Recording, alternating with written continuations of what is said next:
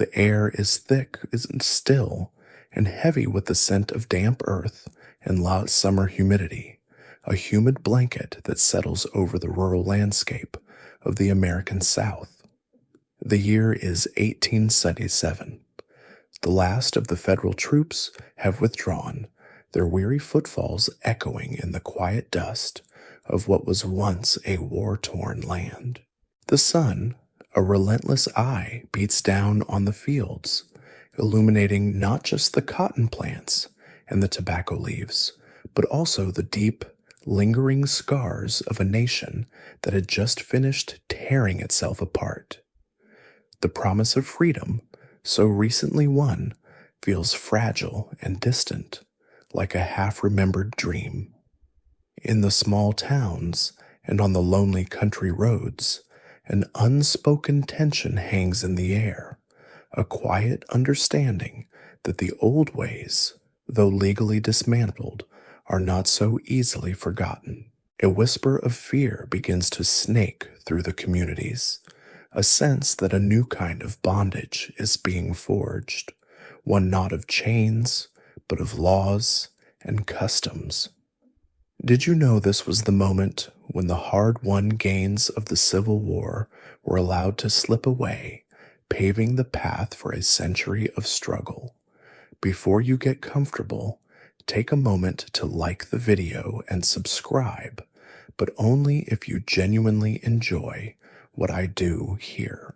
The Civil War had ended just a decade prior, and with the end of Reconstruction, the American South began a systematic process of reasserting its old social order, a move that would define the next 100 years.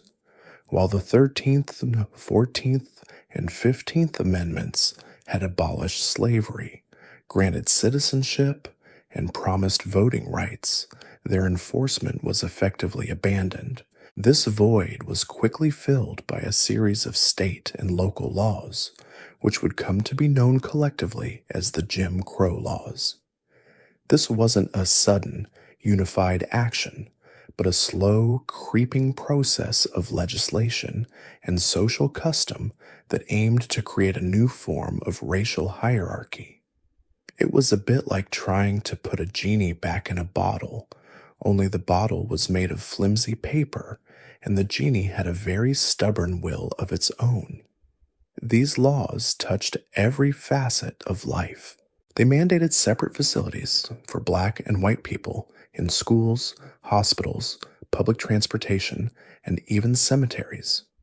The idea was to create two distinct, unequal societies existing side by side. The infamous Plessy versus Ferguson Supreme Court case in 1896 gave legal cover to this system. The court ruled that separate but equal facilities were constitutional. Of course, the equal part was always a polite fiction, a bit of legal speak that had no basis in reality. The facilities for Black Americans were almost always inferior, from the quality of their schools to the state of their water fountains. It was a very tidy way of making sure the status quo remained quo. This period also saw the rise of terror and intimidation. The Ku Klux Klan and other white supremacist groups used violence and the threat of violence to enforce the racial hierarchy. Lynchings, public murders often carried out by mobs, were a brutal tool of control meant to terrorize the black community and prevent any challenges to white supremacy. These acts were often unpunished, and in some cases were even attended by local officials.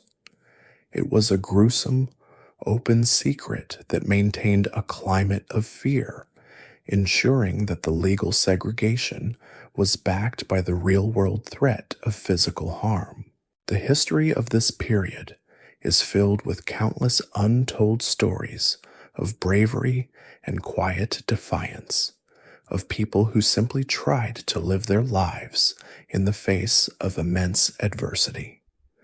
The sheer willpower required for that is something modern folks could probably learn a thing or two about.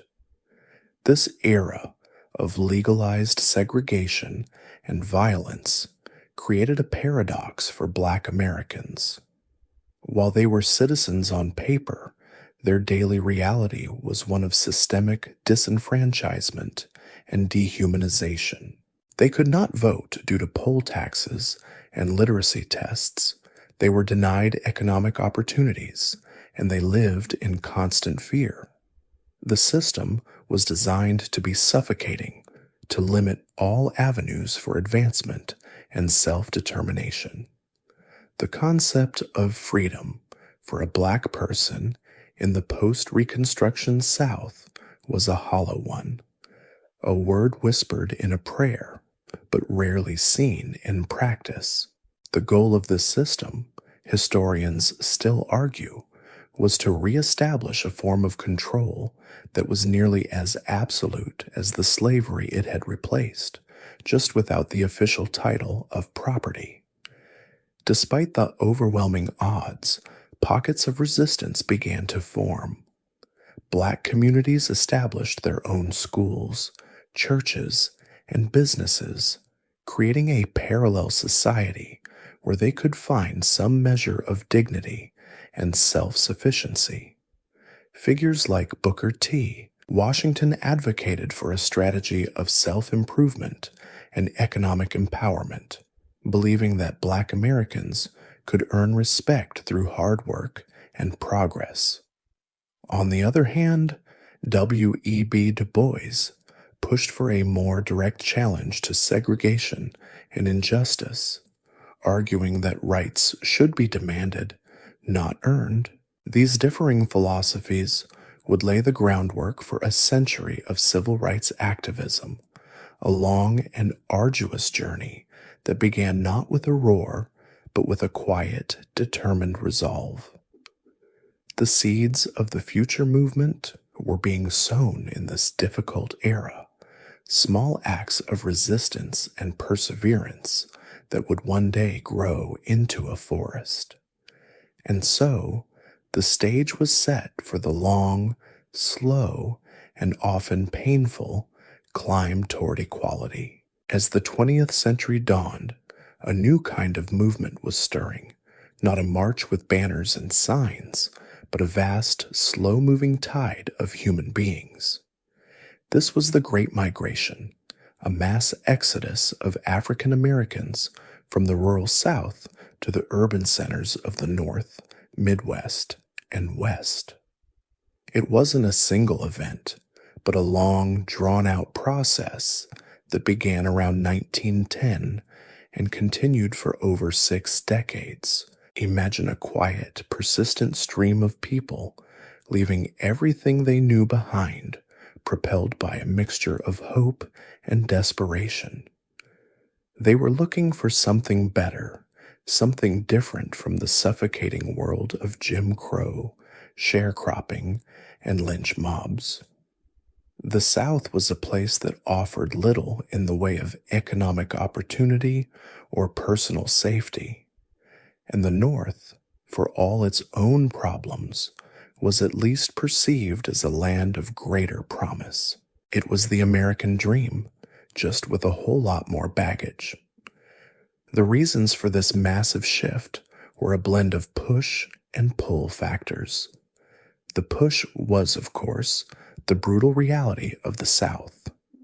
The rigid social hierarchy, the constant threat of violence, and the economic stagnation of the sharecropping system made it an unbearable place to stay.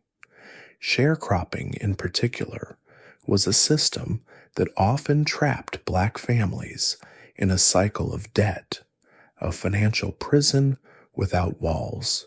It was a new name for an old problem, and many realized that true freedom would never come from a landlord's ledger. The pull factors were the opportunities advertised in the North. The burgeoning industrial economy created a demand for labor, especially during World War I, when European immigration slowed to a trickle. Steel mills, auto factories, and meat packing plants were hiring, and the wages, while often low and the work dangerous, were a significant improvement over what could be earned in the fields of Alabama or Mississippi. It was a trade-off, really, leaving the devil you know for the one you didn't, but at least the new devil was offering a paycheck. This migration fundamentally changed the demographics of the United States.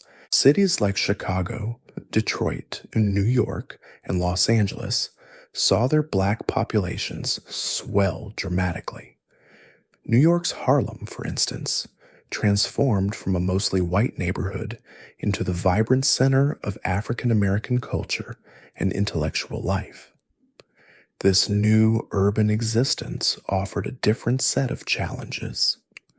While Jim Crow laws didn't exist in the same way, de facto segregation, or segregation by custom and practice rather than law, was rampant.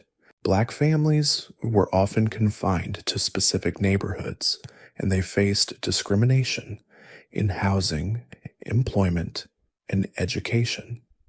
The welcome mat wasn't exactly rolled out with a parade. It was more like, "Come on in, but please stay over there in that corner." The close quarters living in these new urban neighborhoods, while challenging, also fostered a sense of community and solidarity. It was in these crowded tenements and bustling streets that a new kind of political and cultural power began to emerge. The churches, a central pillar of Black life in the South, continued to be important centers for social and political organization. New ideas and a new sense of identity began to flourish. This period gave birth to the Harlem Renaissance, a flowering of Black artistic and literary expression that included legendary figures like Langston Hughes, Zora Neale Hurston, and Duke Ellington.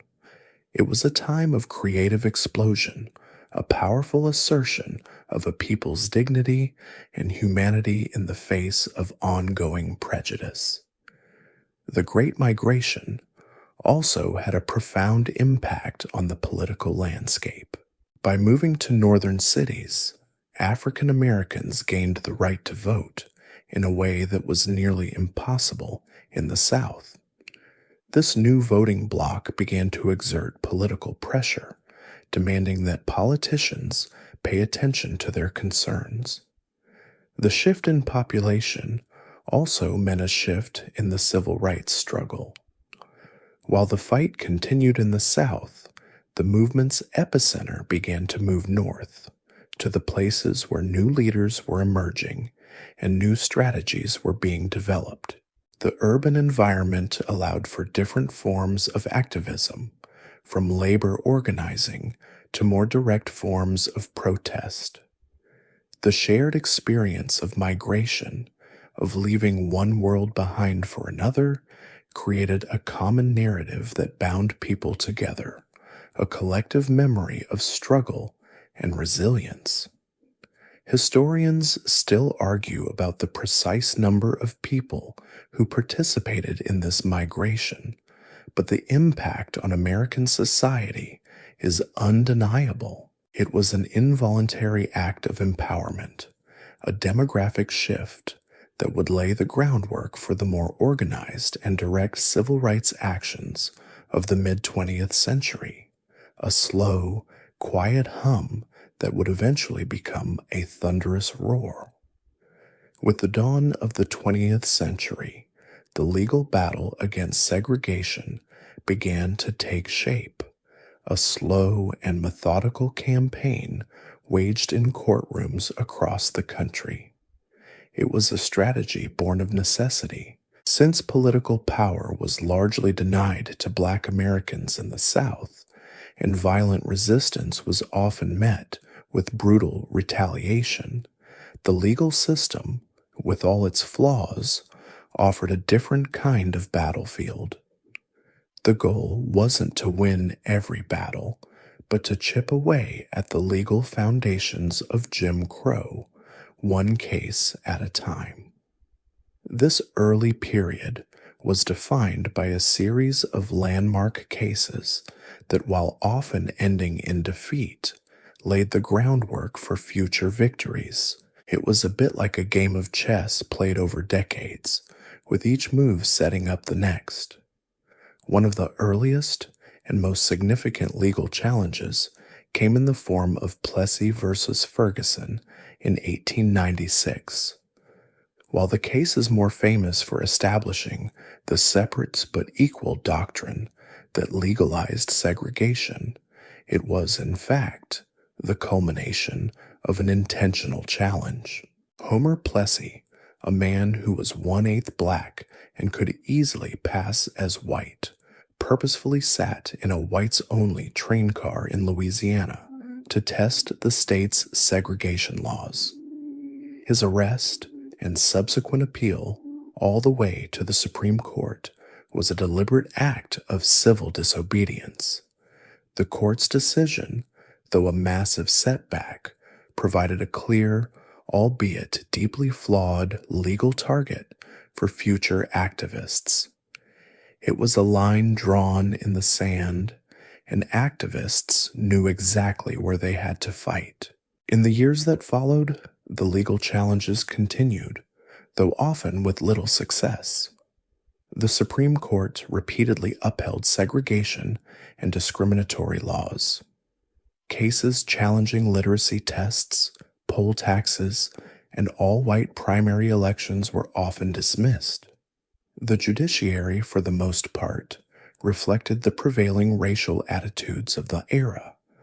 The legal system was a mirror, and for many Black Americans, it showed a very distorted reflection of justice. These early lawyers, working with limited resources and facing immense hostility, were true pioneers. They weren't winning the big headlines, but they were doing the meticulous, unglamorous work of building a case. It was like building a house with a tiny spoon, one grain of sand at a time. A crucial development during this time was the formation of organizations dedicated to the legal fight. The most important of these was the National Association for the Advancement of Colored People, or NAACP, founded in 1909 by a multiracial group of activists, including the prominent scholar W.E.B. Du Bois. The NAACP's primary strategy was to use the courts to achieve equality. They understood that to dismantle a system built on law, you had to use the law itself as a weapon. They began to file lawsuits challenging segregation in housing, education, and voting rights. This was a sophisticated approach, moving beyond individual acts of defiance to a coordinated, long-term legal strategy. One of the NAACP's early quiet successes was in challenging housing covenants, which were legal agreements that prevented Black people from buying homes in certain neighborhoods. Another key area of focus was higher education. In cases like Gaines vs. Canada in 1938, the NAACP successfully argued that if a state provided a law school for white students, it had to provide an equal one for Black students, or admit them to the existing one. These were not earth-shattering victories, but they were significant cracks in the separate but equal facade. They were showing that the separate facilities were in fact never equal, and the legal fiction that propped up segregation was starting to crumble under scrutiny. The groundwork laid in this period, often in defeat and disappointment, was invaluable. It was during this time that the NAACP's Legal Defense and Educational Fund was created, headed by the brilliant lawyer Thurgood Marshall. Marshall, who would go on to become the first African-American Supreme Court Justice, and his team meticulously built a legal strategy that would eventually lead to the most important civil rights cases of the 20th century. They gathered data, found plaintiffs, and crafted arguments that systematically exposed the hypocrisy of segregation. Historians still argue whether the civil rights movement would have been possible without this painstaking legal foundation, but what is clear is that these early, often forgotten legal battles were essential for the victories that lay ahead, a quiet prologue to a much louder story. The NAACP, or the National Association for the Advancement of Colored People, was not just a legal organization. It was a beacon of hope and a strategic powerhouse. Born from a meeting of minds in 1909, this group of black and white activists, scholars, and journalists set out to do what few had managed before: create a sustained, organized effort to fight for racial justice. They understood that the struggle for civil rights would require more than just individual acts of bravery. It needed a long-term plan, a clear strategy, and a team of dedicated people to see it through. It was the first time that a national organization was founded with the explicit goal of challenging systemic racism through legal means and public advocacy. This was a sophisticated, modern approach to a very old problem. From its very beginning, the NAACP's work was twofold. On one hand, it was about direct legal action, filing lawsuits to challenge the constitutionality of segregation and discrimination. On the other, it was about public awareness and political pressure.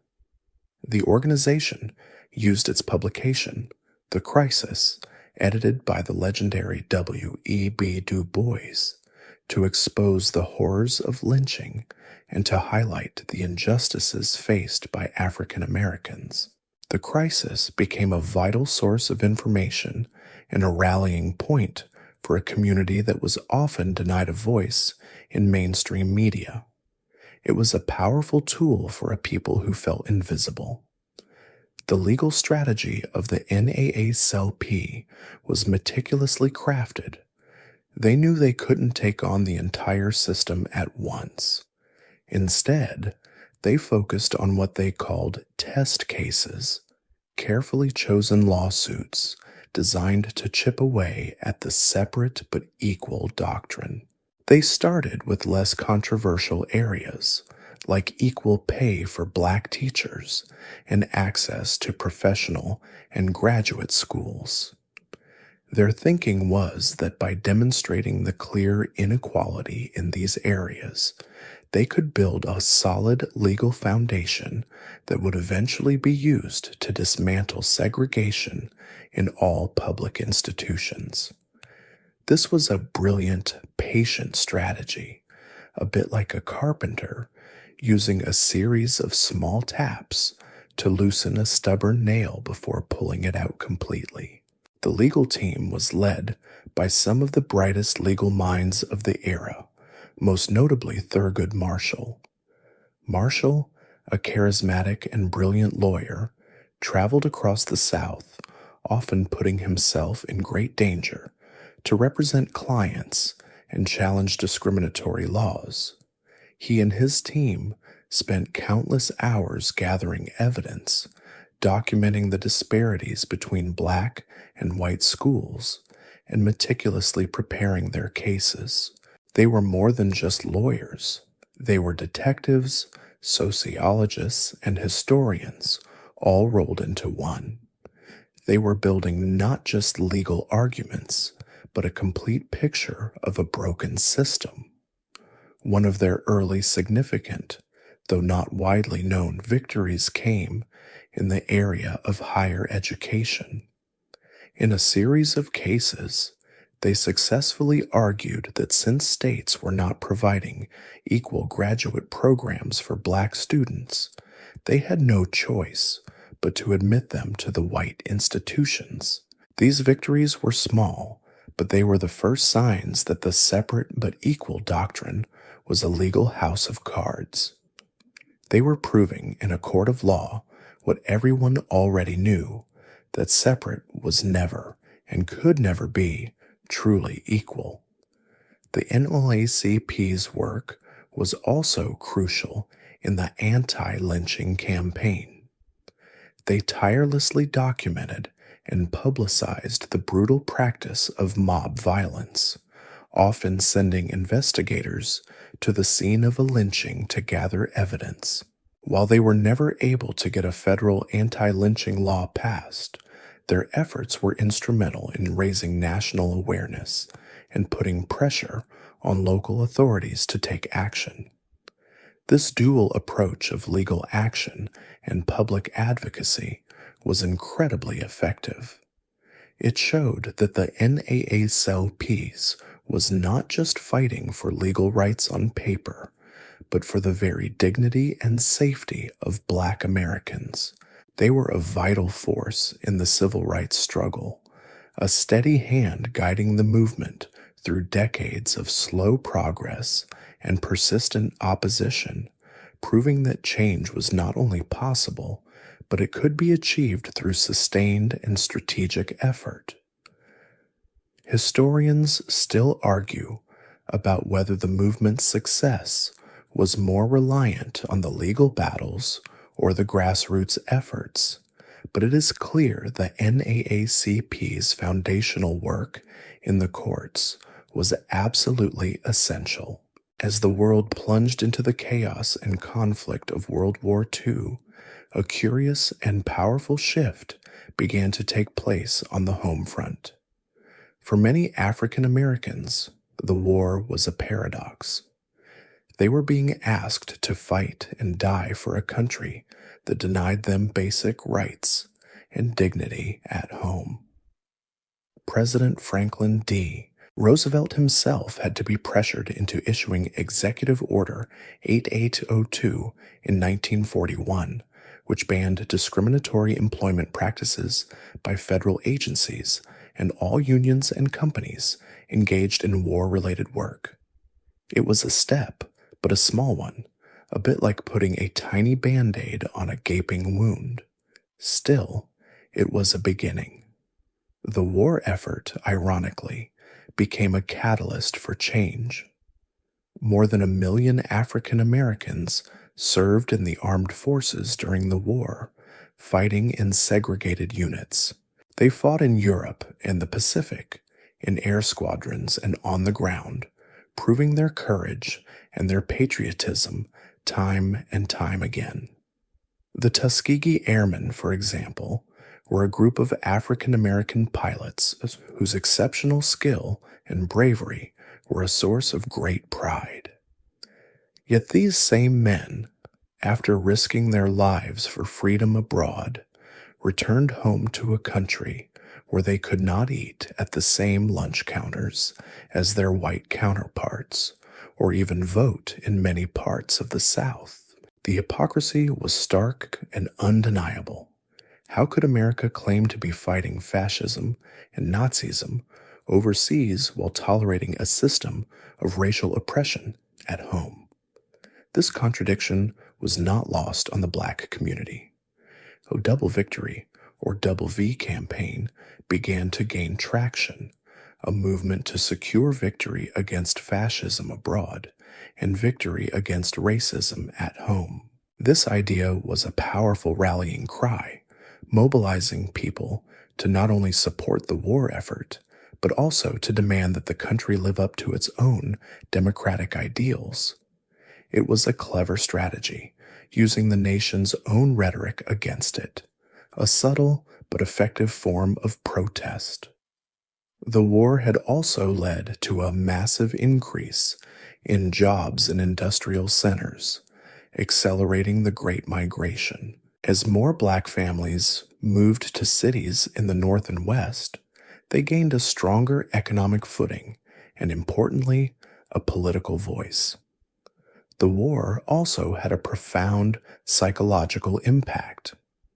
For many Black soldiers, serving overseas particularly in Europe, was the first time they had experienced life without the constant shadow of Jim Crow. They were treated with respect by people who had never been exposed to America's racial caste system. This taste of relative freedom and equality made the return home to segregation even more intolerable. One soldier, remembering his time in England, said he couldn't believe people were just people over there. It sounds simple, but for someone who had only known a world divided by race, it was a revelation. It made them determined to fight for that same sense of dignity and respect back home. Furthermore, the war effort brought about a certain kind of national unity, forcing many white Americans to confront the contradictions of their own society. The propaganda of the time, which celebrated a fight for freedom and democracy, was hard to reconcile with the reality of segregation. While progress was slow, the war years saw a slight shift in public opinion. The war against a racially supremacist enemy, after all, made America's own racial problems much more difficult to ignore. The seeds of the later civil rights movement were watered during this period, preparing the ground for the massive changes that were just a few years away. The collective experience of the war, both in the armed forces and on the home front, created a new sense of urgency and a renewed determination to fight for civil rights. It was the calm before the storm, a time when the quiet discontent began to build into a powerful and irresistible force. Historians still argue about the extent to which the war directly caused the civil rights movement, but it is clear that it was a significant catalyst, providing both the moral and the political groundwork for the battles to come. The Double Vi campaign was a powerful example of how a moment of national crisis could be turned into an opportunity for social change, proving that a country's biggest challenges can sometimes be its greatest teachers. After years of patient, deliberate legal groundwork, the quiet ticking of the courtroom clock was about to give way to a momentous event that would shake the nation to its core. In 1954, the Supreme Court delivered its unanimous decision in the case of Brown versus Board of Education of Topeka. The ruling declared that state-sponsored segregation in public schools was unconstitutional. This single verdict, delivered by Chief Justice Earl Warren, directly overturned the separate but equal doctrine that had been in place for over 50 years since the Plessy versus Ferguson decision. It was a thunderclap in the long, slow legal battle, a moment that finally, definitively, said the emperor had no clothes. The case was actually a combination of 5 separate lawsuits, all challenging school segregation. The lead plaintiff, Oliver Brown, was a father in Topeka, Kansas, who wanted his daughter, Linda, to attend a nearby all-white school instead of the much more distant and inferior all-black school. The NAACP Legal Defense Fund, led by the indefatigable Thurgood Marshall, masterfully argued the case. They didn't just rely on legal precedent. They introduced social science evidence that showed the psychological damage segregation inflicted on black children, making them feel inferior and robbing them of their self-worth. It was an argument that went beyond the letter of the law and spoke directly to the heart of the injustice. Marshall's team, with their methodical approach, had spent years laying the groundwork for this very moment. They were playing a different kind of game than the courts were used to, one where logic and human dignity were the central players. The decision was a moral and legal victory of monumental proportions. The Supreme Court's opinion was a rare moment of clarity. It stated that separate educational facilities are inherently unequal, a powerful and unambiguous declaration. This ruling didn't just apply to schools, it sent a clear message that the entire system of legalized segregation, from buses to parks to public pools, was now on shaky legal ground. It was a formal acknowledgement by the highest court in the land that the practice of treating people differently based on the color of their skin was fundamentally wrong. The legal fiction of equality was dead, and its obituary was written in the words of the Supreme Court. However, the ruling was not without its immediate problems. While it was a huge victory on paper, the court's order for desegregation was maddeningly vague.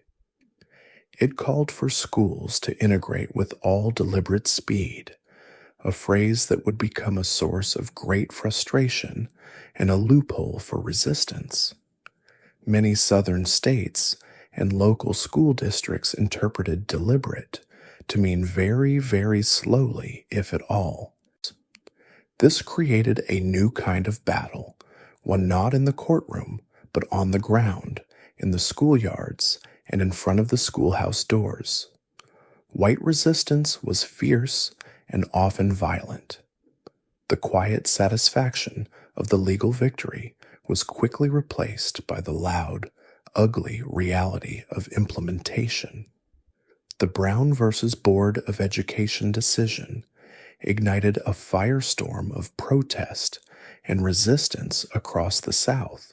White citizens' councils were formed to fight integration, and many public officials pledged to defy the ruling. This period of massive resistance showed that while the law had changed, hearts and minds had not. It was a stark reminder that legal victories, while essential, were only the beginning of a much larger struggle.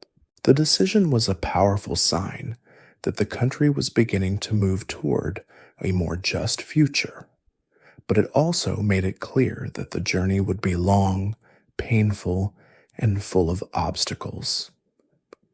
Historians still argue whether the vagueness of the all-deliberate speed phrase was a necessary compromise to get a unanimous decision or a fatal flaw that prolonged the struggle. What is certain is that the Brown decision was a turning point, a powerful moment that shifted the civil rights struggle from a quiet legal campaign to a nationwide grassroots movement. Amidst the legal maneuvering and institutional resistance that followed the Brown versus Board of Education decision, the civil rights movement found a new and devastating spark, not in a courtroom, but on a lonely country road in Mississippi. In August of 1955, a 14-year-old boy from Chicago named Emmett Till was visiting relatives in the small town of Money, Mississippi. Raised in the more liberal North, Till was perhaps not fully aware of the unspoken rules of racial etiquette in the Jim Crow South. While at a local store, he reportedly whistled at a white woman, Carolyn Bryant. The details of the encounter are still debated by historians, but the outcome was tragically clear. A few days later, Bryant's husband, Roy, and his half-brother, J.W. Milam, abducted Emmett from his great-uncle's home in the middle of the night. The men tortured and brutally murdered the young boy, beating him and then shooting him in the head before tying a 75-pound cotton gin fan to his neck with barbed wire and dumping his body in the Tallahatchie River. His body was recovered 3 days later, horribly disfigured. It was a scene of such grotesque violence that it seemed to defy belief. The sheer, unadulterated cruelty of the act was a testament to the depth of the hatred that underpinned the Southern racial order. It was a horror show with no curtains, a glimpse into the dark heart of a system that sanctioned such brutality. Emmett Till's mother, Mamie Till Mobley, a woman of extraordinary courage and vision, made a fateful decision that would change the course of the movement. She insisted that her son's body be brought back to Chicago for a public, open casket funeral. She wanted the world to see what they had done to her boy. The images of Emmett's mutilated face, published in Jet magazine and other outlets, shocked the nation and the world. Mamie Till Mobley's quiet, tearful defiance in the face of unspeakable tragedy became a powerful act of protest. She was not asking for revenge. She was simply asking for people to bear witness. "Let the people see what I've seen," she said, and they did. The trial that followed was a predictable travesty of justice. Despite overwhelming evidence and eyewitness testimony, the all-white, all-male jury deliberated for just over an hour, some sources say as little as 67 minutes, before acquitting Bryant and Milam. One juror later claimed they had just taken a pop break during that time. The verdict was an infuriating insult, a public declaration that the life of a black child had no value in the eyes of the law in Mississippi. A few months later, the two men, protected by double jeopardy laws, sold their story to a magazine, admitting to the murder. They got away with it, and they knew it. The murder of Emmett Till and the subsequent acquittal of his killers had a profound and immediate impact. The sheer injustice of it all galvanized a new generation of activists. The photos of his brutalized body became a powerful symbol of the violence of the Jim Crow system. It was no longer an abstract problem or a dry legal argument. It was a human face, a child's face, ravaged by hate. Many future civil rights leaders, including Rosa Parks, would later point to Emmett Till's murder as a wake-up call, a moment that made them realize they could no longer tolerate the status quo. It was the event that pushed the civil rights movement from a series of legal and scholarly discussions into a mass, grassroots uprising. The silent suffering had found a voice, and it was a voice that screamed for justice. Historians still argue whether any other single event could have so quickly and so effectively ignited the passion of a movement. But what is clear is that this tragic episode was a pivotal moment in the American story, a brutal beginning to a long and difficult fight. In December of 1955, just a few months after the horrific murder of Emmett Till, the civil rights movement found its voice in an unexpected place, a city bus in Montgomery, Alabama. On a seemingly ordinary Thursday, a 42-year-old seamstress named Rosa Parks was making her way home from work. She took a seat in the front of the colored section of the bus. As the bus filled up, the driver, James F. Blake, demanded that the people in her row give up their seats to a white passenger. 3 others complied, but Rosa Parks, with a quiet and resolute dignity, refused. She was not tired in a physical sense, as the myth often goes, but tired of giving in, tired of the injustice. Her simple act of defiance was an electrical current running through the tense atmosphere of the American South. Her arrest was not a random act. It was a carefully planned moment of protest. The local NAACP chapter, of which Parks was a secretary, had been looking for the right person to challenge the city's segregated bus system. They needed someone with a spotless reputation, someone who could not be easily discredited. Rosa Parks, a respected member of her community and a seasoned activist, was the perfect candidate. Her act was the spark that ignited a long-simmering resentment among Montgomery's black community. Within days, a young charismatic preacher named Dr. Martin Luther King Jr., newly arrived in Montgomery, was chosen to lead a boycott of the city's bus system. The plan was simple. No black person would ride the buses until the city desegregated them. The Montgomery Bus Boycott was a monumental undertaking, lasting for 381 days. For over a year, tens of thousands of African Americans, most of whom had relied on the bus system for daily transportation, walked to work, carpooled, or even used an informal taxi system organized by the community. They endured rain, cold, and constant harassment from white residents and the police. Their feet ached, but their resolve did not. It was a remarkable display of unity and perseverance. The boycott hit the bus company hard, and the city's downtown businesses, which relied on the patronage of black shoppers, suffered significant financial losses. It was an economic protest as much as a social one, proving that a united community could wield immense power. Dr. Martin Luther King Jr., as the leader of the Montgomery Improvement Association, rose to national prominence during this period. His eloquent speeches, which blended Christian morality with the philosophy of nonviolent resistance, captivated the nation.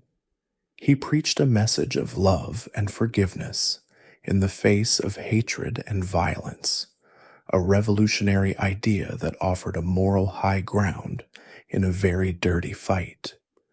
He was not just a leader of a protest, he was the moral voice of a generation. He was bringing to life the teachings of Mahatma Gandhi and applying them to the American struggle, a strategy that would become the hallmark of the civil rights movement. The boycott finally ended in December of 1956, after the Supreme Court, in the case of Browder versus Gale, ruled that segregated busing was unconstitutional.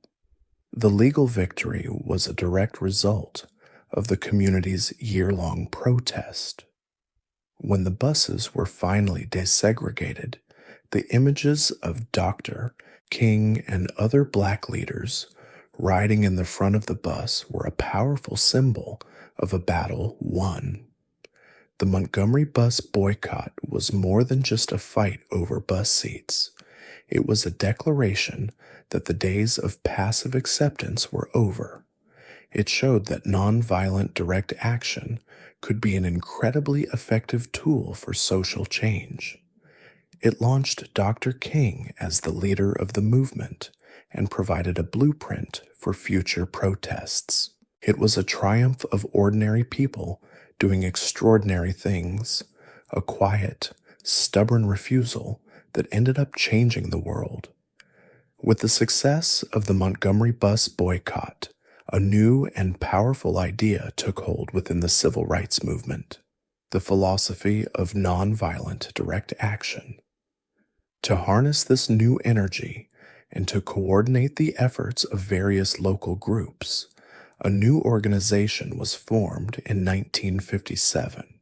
The Southern Christian Leadership Conference, or SCLC, was a group of black ministers and civil rights leaders, with Dr. Martin Luther King Jr. at its head.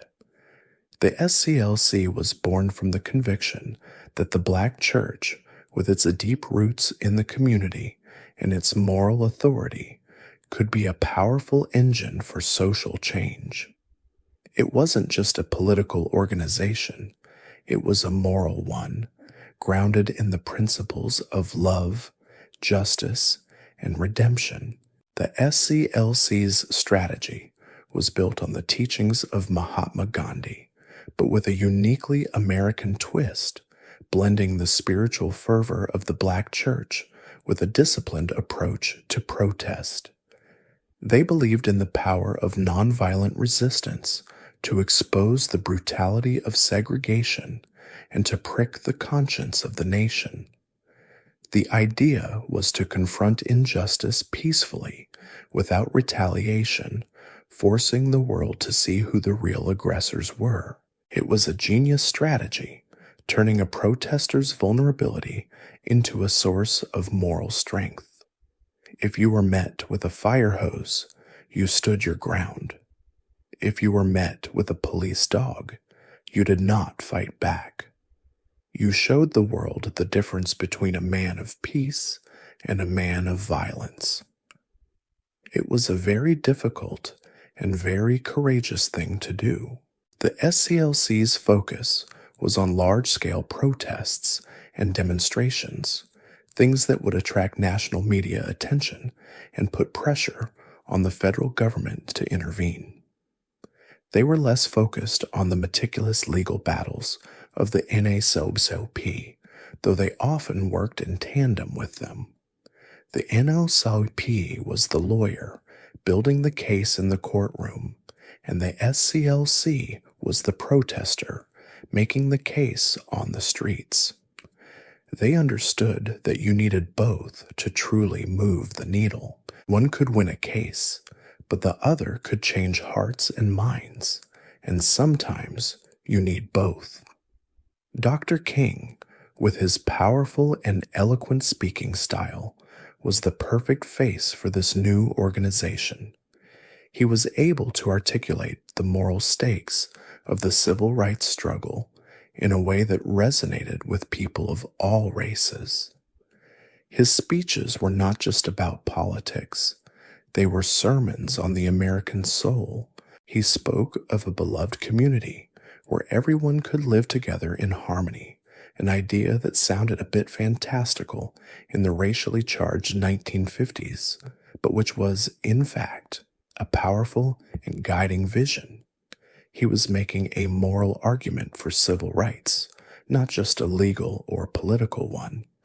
The SCLC's early campaigns were often focused on voter registration and direct action protests. They held workshops to train activists in the principles of nonviolence, teaching them how to withstand verbal abuse and physical assault without striking back. It was a rigorous and demanding process, requiring immense discipline and courage. They were preparing a force of moral soldiers, people who could face down a fire hose with nothing but their faith and their convictions. While the SCLC's nonviolent philosophy would eventually become a powerful force for change, it was also a source of tension within the movement. Not everyone believed in nonviolence as the sole path to liberation. Some, frustrated by the slow pace of change and the brutal violence they faced, argued for self-defense or more confrontational tactics.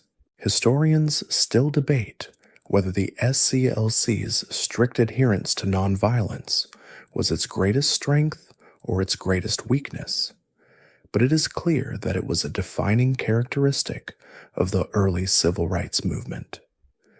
The SCLC, with its moral clarity and its commitment to peaceful resistance, gave the movement a moral center and a powerful new strategy, one that would soon be put to the test in some of the most dramatic confrontations of the era.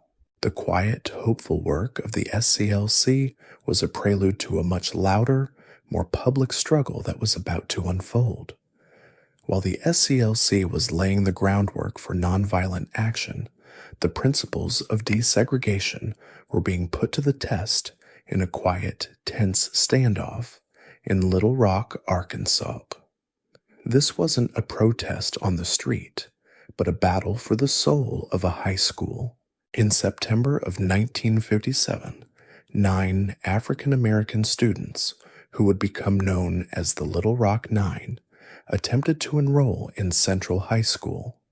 The school had been ordered to desegregate following the Brown versus Board of Education ruling, but the city and state were deeply resistant. The governor of Arkansas, Orville Faubus, a man who seemed to relish a good old-fashioned standoff, ordered the Arkansas National Guard to prevent the students from entering the school. It was a direct public defiance of a federal court order, a challenge that could not be ignored. The 9 students, Minna Brown, Elizabeth Eckford, Ernest Green, Thelma Mothershed, Gloria Ray, Melba Patillo, Terrence Roberts, Jefferson Thomas, and Carlotta Walls, were teenagers, not seasoned activists. Yet they walked into a firestorm of hatred. On their first day, as they tried to enter the school, they were met by a screaming, violent mob of white protesters. The images of 15-year-old Elizabeth Eckford walking alone through a gauntlet of angry faces, her head held high, became a powerful symbol of the cruelty of segregation and the quiet courage of those who fought it. The police and the National Guard stood by, doing nothing to protect her. The scene was broadcast around the world, a devastating indictment of America's democratic ideals. The situation in Little Rock was a classic constitutional crisis. A state governor was openly defying the federal government, and the authority of the Supreme Court was being challenged. This was a direct test of whether the federal government would uphold its own laws. For weeks, the students were unable to enter the school. President Dwight D. Eisenhower, a man who was generally slow to act on civil rights, knew he had no choice. He could not allow a state to defy the Supreme Court. He was a president, after all, not a principal, and this was an issue of law and order, not just school policy. In a dramatic and unprecedented move, he federalized the Arkansas National Guard and ordered them to stand down. Then, he deployed the 101st Airborne Division of the United States Army to escort the students into the school.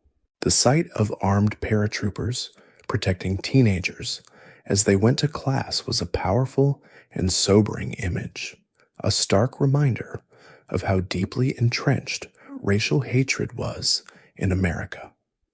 The Little Rock Nine endured a year of immense hardship. They were harassed, threatened, and physically assaulted by their white classmates. They faced daily torment, from having food thrown at them in the cafeteria to being spat on in the hallways. They were pioneers in a foreign land, surrounded by hostility. Despite the constant struggle, they persevered. Ernest Green, a senior, became the first African American to graduate from Central High School in May 1958. His graduation was a moment of quiet triumph, a victory not just for him, but for a movement. The events in Little Rock were a pivotal turning point. They showed that the federal government was, at last, willing to use its power to enforce desegregation. It put a new sense of urgency behind the civil rights struggle. It also showed that the fight for integration would not be easy. The all-deliberate speed of the Brown decision had been exposed as a hollow promise, and it was clear that only direct action and federal intervention could force change. The Little Rock Nine's courage, as well as the federal response, served as a powerful lesson for both sides of the struggle, that the path to equality would be slow, hard, and would likely require more than just legal victories to become a reality. Historians still argue whether Eisenhower's action was a genuine moral stand or simply a necessary defense of federal power. Regardless of his motivation, his decision to send in the troops was a crucial step in the long march toward justice, a quiet moment of resolve that had immense consequences. The quiet legal battles and the dramatic federal interventions of the 1950s had set the stage for a new wave of activism. The movement had been largely led by adults, but in 1960, the youth of America decided it was their turn. The spark came in Greensboro, North Carolina. On February 1st, 4 African American students from North Carolina Agricultural and Technical College, known as the Greensboro Four, walked into a local Woolworth's department store. They sat down at the segregated lunch counter and ordered coffee. They were, of course, refused service. They sat there until the store closed, a quiet but profound act of defiance. This was not a protest planned by a major organization, but a spontaneous, courageous act by young men who were simply tired of being treated as second-class citizens. They just wanted a cup of coffee. The next day, more students joined them. The day after that, even more. The sit-in movement spread like wildfire, a virus of peaceful protest that infected college campuses across the South and the nation. Within a few months, tens of thousands of students, both black and white, were participating in sit-ins in over 50 cities in 13 states. They sat at lunch counters, in libraries, at bus stations, and in movie theaters, all places where Black Americans were denied service.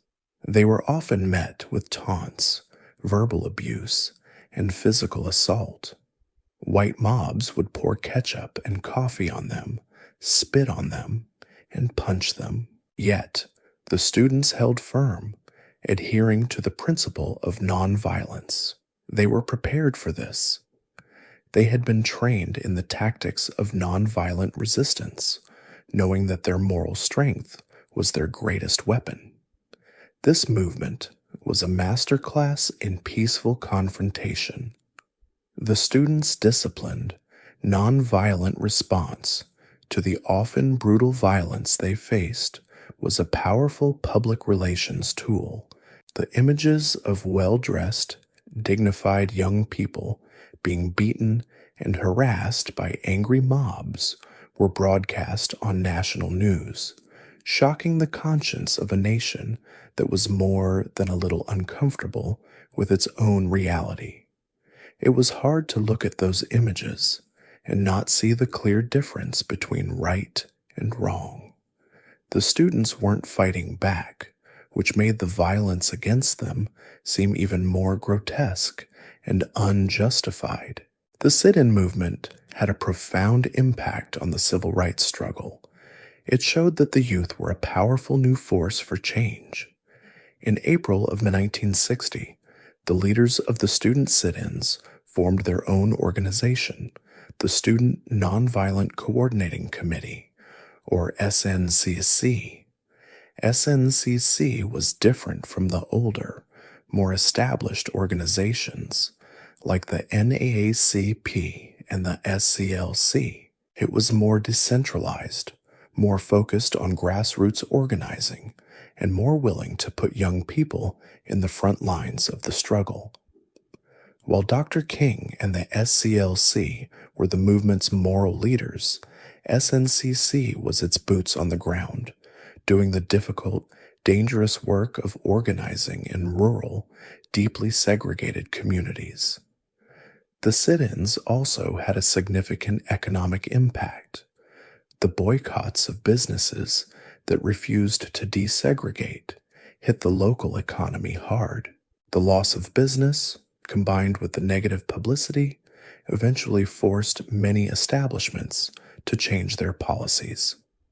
By the end of 1960, hundreds of lunch counters had been desegregated across the South.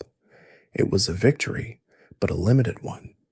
It showed that nonviolent direct action could work, but it also showed that every little bit of progress would have to be fought for. One lunch counter, one bus station, one library at a time. The sit-ins were a turning point in the movement, a moment when the slow, legal march of the past gave way to a dynamic, youth-led wave of protest that would define the rest of the decade. The courage of those 4 young men in Greensboro ignited a fire that would burn for years. Building on the momentum of the sit-ins, the civil rights movement decided to take the fight for desegregation on the road, literally. In the spring of 1961, an interracial group of activists organized what they called the Freedom Rides. Their mission was to challenge the segregation of bus terminals in the Deep South. While the Supreme Court had already ruled in the 1960 case of Boynton versus Virginia that segregation in interstate bus travel was illegal, the law was being openly ignored. The Freedom Riders, organized by the Congress of Racial Equality, CORE, set out to test the federal government's willingness to enforce its own rulings. They were not naive. They knew they were walking into a lion's den. The first group of Freedom Riders, 13 in all, left Washington, D.C. on May 4th, 1961, traveling on 2 separate buses, a Greyhound and a Trailways. Their plan was to ride through the South with a final destination of New Orleans. The riders, both black and white, would sit together, use the same waiting rooms, and eat at the same lunch counters, all in defiance of local segregation laws. The journey started off peacefully, but as they delved deeper into the Deep South, the welcome mat was replaced by a gauntlet of hostility and violence. It was a bit like a road trip with a very predictable and very unpleasant ending. The first major incident occurred in Anniston, Alabama, where a white mob attacked the Greyhound bus, slashing its tires. When the bus tried to leave town, the mob chased it, and when the tires finally gave out, they firebombed the bus. The passengers were forced to flee, and as they did, they were viciously beaten. A few minutes later, as the other bus pulled into Anniston, it was also attacked. The riders were dragged from the bus and assaulted. One rider, a white man, was so severely beaten that he was left with permanent brain damage. The police, of course, were nowhere to be found, a common occurrence when it came to racial violence in the South. In Birmingham, Alabama, another mob, this time organized by the notorious police chief Eugene Bull Connor, attacked the riders with baseball bats and chains. One of the riders, a young man named John Lewis, who would go on to be a legendary civil rights leader and congressman, was among those severely beaten. The violence was so brutal that even the New York Times reported on it, describing a scene of absolute chaos. The violence was meant to stop the rides, to scare the participants into submission, and for a moment it worked. CORE, the organization that had started the rides, decided to call them off, believing it was too dangerous to continue. But the students of SNCC, the more radical and determined group, were not so easily deterred. A new group of students, many from Nashville, took up the cause. They were determined that the violence would not win. They took their own bus to Birmingham, where they were arrested and jailed. The brutality, however, was so widely reported that it began to draw national attention. President John F. Kennedy's administration, which had initially been hesitant to get involved, was now under immense pressure. The violence was an international embarrassment, making America look like a hypocritical democracy on the world stage. Finally, after a series of secret negotiations, Attorney General Robert F. Kennedy made a deal to ensure the writers' safety, at least for a while. The federal government, under the weight of public opinion and international scrutiny, had to intervene. They didn't do it willingly, but they did it. The freedom rides continued for several more months, with more riders being jailed and beaten, but their journey was not in vain. By the end of 1961, the Interstate Commerce Commission issued a new ruling that enforced the desegregation of all interstate bus travel and facilities. The freedom rides had achieved their goal. They had forced the federal government to act and had exposed the true face of Southern resistance. They showed that direct action, even in the face of immense danger, could be a powerful tool for change, a bit like poking a very large, angry bear until it finally wakes up. Following the freedom rides, the civil rights movement found itself on the cusp of a major confrontation, and there was no place better suited for a showdown than Birmingham, Alabama. This was a city known for its rigid segregation and its violent resistance to change. The city's police commissioner, Eugene Bull Connor, was a staunch segregationist with a reputation for brutality, a man who seemed to relish a good old-fashioned brawl. Dr. Martin Luther King Jr. and the SCLC knew that if they could break the back of segregation in Birmingham, they could do it anywhere. The campaign, which began in the spring of 1963, was a deliberate attempt to provoke a crisis, to force the nation to confront the reality of racism. They were going to poke the beast, and they knew exactly what kind of reaction they would get. The campaign began with a series of nonviolent marches and sit-ins. The police, under Bull Connor's command, responded with mass arrests, filling the city's jails with peaceful protesters. Dr. King himself was arrested, and while in jail, wrote his famous Letter from a Birmingham Jail, a powerful defense of the civil rights movement, and a scathing critique of the white moderates who urged patience. In the letter, he argued that injustice anywhere is a threat to justice everywhere, a timeless truth that still resonates today. His words gave the movement a moral and intellectual foundation, a response to those who told them to wait, and a powerful indictment of the American conscience. As the protests continued, the SCLC decided to employ a new tactic, the Children's Crusade. They began to use young people, some as young as 6 years old, in the marches. They did this for a few reasons. 1, the jails were already full of adults. 2, they believed that the sight of children peacefully protesting would be a powerful symbol.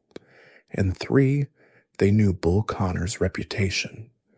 They were essentially betting on his brutality to expose the true nature of segregation to the world. And they were right. On May 2nd, 1963, hundreds of students marched out of a church and into the city.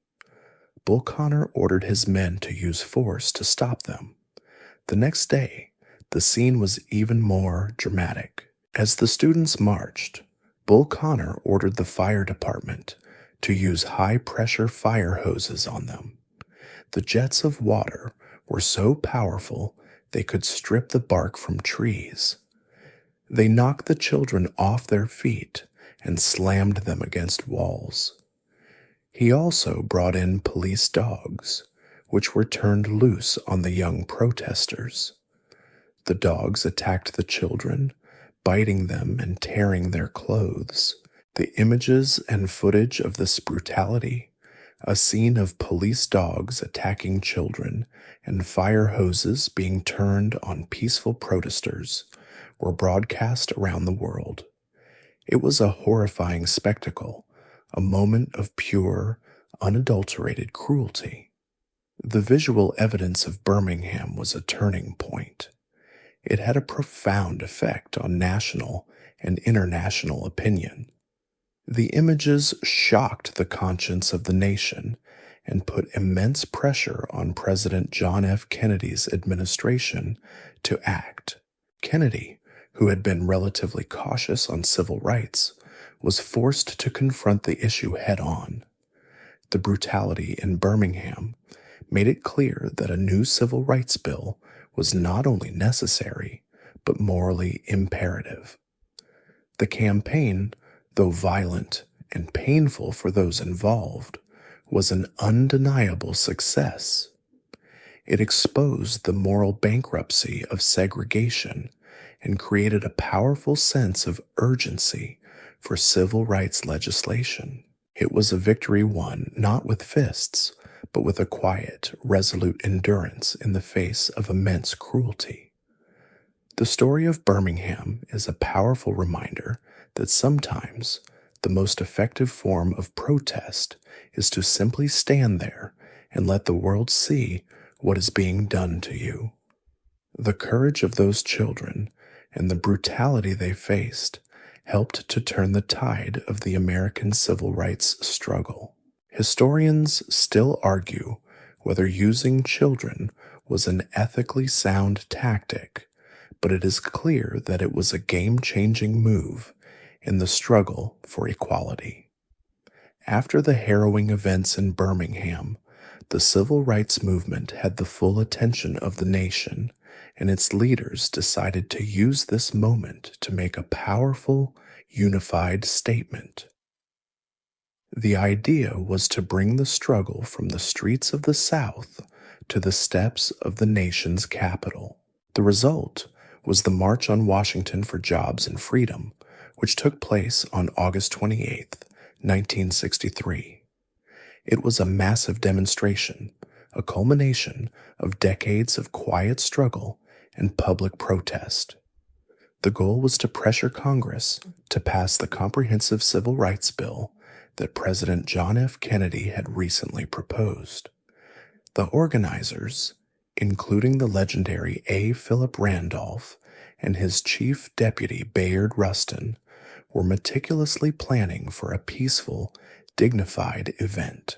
They were trying to show the country that the movement was not just a chaotic series of protests, but a disciplined, powerful force for change. More than 250,000 people, a quarter of whom were white, gathered on the National Mall in Washington, D.C. They came from all over the country, by bus, by train, and by car, a vast river of humanity flowing toward the Lincoln Memorial. The air was filled with a sense of hopeful anticipation. The mood was not one of anger or confrontation, but of unity and shared purpose. It was a beautiful and powerful scene, an image of a nation beginning, if only for a day, to come together. The day was filled with music and speeches. Folk singers like Bob Dylan and Joan Baez performed, and a host of civil rights leaders spoke. The event was a testament to the power of a shared vision. But the climax of the day, the moment that would forever define the march, belonged to Dr. Martin Luther King, Jr. He was the last speaker of the day, and he delivered a sermon on a topic that was not on the program, the American dream. Standing in front of the Lincoln Memorial, with the statue of the great emancipator looming behind him, he began his speech. He was a brilliant orator, a man who understood the power of metaphor and repetition. His voice began to rise and fall and the crowd, which had been listening patiently all day, was now captivated. He spoke of the promissory note of the Declarations of Independence, a note that had been defaulted on for Black Americans. He spoke of the sweltering summer of the Negro's legitimate discontent. He spoke in a voice that was both a whisper and a roar of a different future. Then, as he was speaking, something happened. Mahalia Jackson, a legendary gospel singer standing behind him, shouted, "Tell them about the dream, Martin. Tell them about the dream." And so he did. He put his prepared notes aside and began to speak from the heart, a spontaneous moment that would become a part of American history. "I have a dream," he thundered, and the words echoed across the mall and into the homes of millions of Americans watching on television. He spoke of a dream where his 4 little children would one day live in a nation where they would not be judged by the color of their skin, but by the content of their character. He spoke of a dream where the sons of former slaves and the sons of former slave owners would be able to sit down together at the table of brotherhood.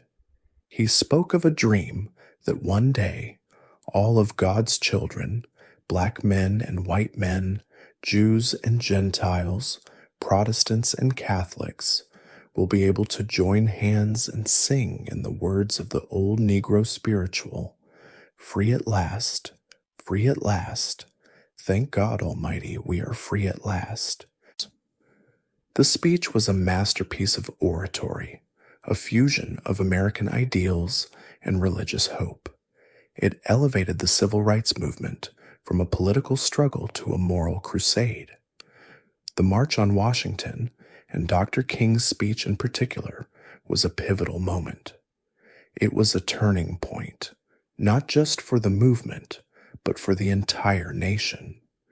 It showed the power of a unified, nonviolent movement, and it put the moral weight of the civil rights struggle directly on the shoulders of the American people.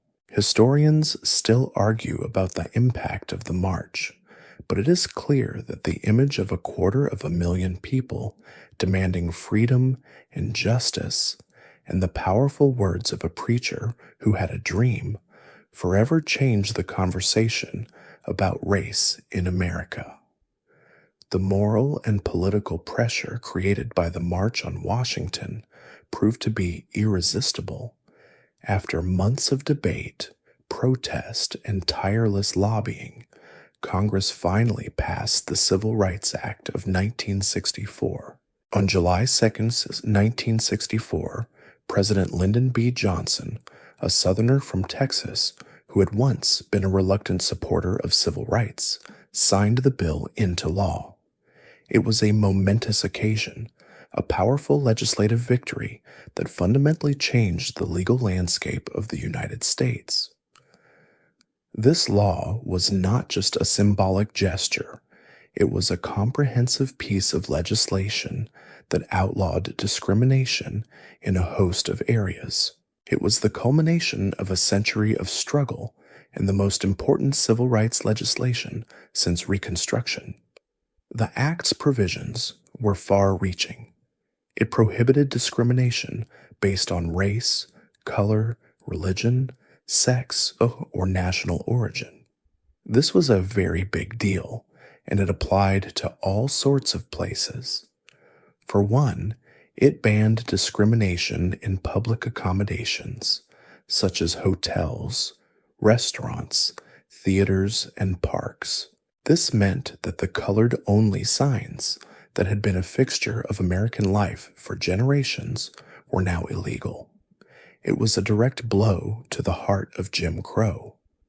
The law also banned discrimination in employment, a move that opened up new economic opportunities for African Americans and other minorities.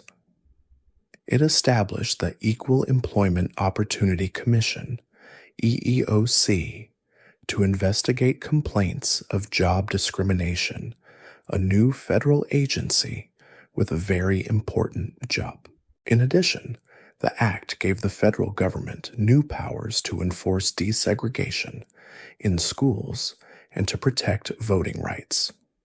It authorized the Attorney General to file lawsuits to force school desegregation, a power that the federal government had not had before. While it was not a perfect law, it was, after all, a product of political compromise. It was a powerful tool for change. It gave the civil rights movement a legal foundation for its struggle, a way to move from protest to prosecution. It was, in many ways, the answer to the dream that Dr. King had spoken of a year earlier. The passage of the Civil Rights Act of 1964 was a direct result of the pressure from the grassroots movement. The nonviolent protests in Birmingham, the March on Washington, and the tireless work of activists and lawyers all contributed to this legislative victory. It was a clear example of how a unified, determined social movement could force a government to act. The protests had made the political cost of inaction higher than the political cost of action. President Johnson, for all his personal complexities, understood this. He put his political capital on the line to get the bill passed, famously telling aides that they had lost the South for a generation because of it. He was a man who understood a bargain when he saw one. However, the act was not a panacea. While it was a huge victory, it did not end racism. It didn't change hearts or minds, and it didn't address all the problems that Black Americans faced. It did little to address the issues of housing discrimination or voting rights in the South, where local officials used a variety of tactics to keep Black citizens from the ballot box. For many, the fight was far from over. The passage of the act was a milestone, not an endpoint. It was a powerful new tool, but it was just one part of a much larger effort. The struggle for true equality and justice would continue, and the next battleground would be the ballot box, a place where, for so many, the promise of the 15th Amendment had been nothing more than a cruel joke. Historians still argue about whether the act was a perfect piece of legislation, but its impact is undeniable. It was a powerful and necessary step in the long march toward justice, a moment when the United States finally began to reckon with its own original sin. With the Civil Rights Act of 1964 passed, the movement turned its attention to a problem the new law had largely left unaddressed: voting rights. The 15th Amendment had, on paper, guaranteed African American men the right to vote since 1870, but in the South, that promise was a cruel joke. Black citizens were routinely disenfranchised through a variety of tactics: poll taxes, literacy tests, and outright intimidation and violence. In places like Mississippi, fewer than 7% of eligible Black residents were registered to vote. The right to vote was not just an abstract principle, it was the key to political power, the means by which Black communities could elect their own representatives and change the laws that oppressed them. Without it, their newfound legal rights were vulnerable. To challenge this systemic disenfranchisement, a coalition of civil rights organizations, including SNCC and CORE, launched a massive voter registration drive in Mississippi in the summer of 1964. They called it Freedom Summer. The plan was to bring hundreds of mostly white college students, from the north to Mississippi to help register black voters, teach in freedom schools, and organize the community. The thought was that the presence of white students, particularly those from influential families, would draw media attention and perhaps deter the worst of the violence. It was a calculated risk, a bit like waving a red flag at a bull in the hope that someone would finally see the bull. The reaction from white Mississippians was swift, brutal, and predictable. The summer of 1964 became a period of intense violence and terror. Civil rights workers were beaten, harassed, and jailed. Black churches, which were often used as meeting places for the voter registration efforts, were firebombed. The fear was palpable, and the worst fears of the organizers were realized almost immediately. Just as the campaign was getting underway, 3 young civil rights workers, James Chaney, a young black man from Mississippi, and 2 white men from New York, Andrew Goodman and Michael Schwerner, disappeared. Their bodies were found more than a month later, buried in an earthen dam. They had been murdered by a conspiracy of local law enforcement and the Ku Klux Klan. The murders, which captured national headlines, were a horrifying reminder of the mortal danger that civil rights work presented in the Deep South. Despite the violence and the constant threat, the activists persevered.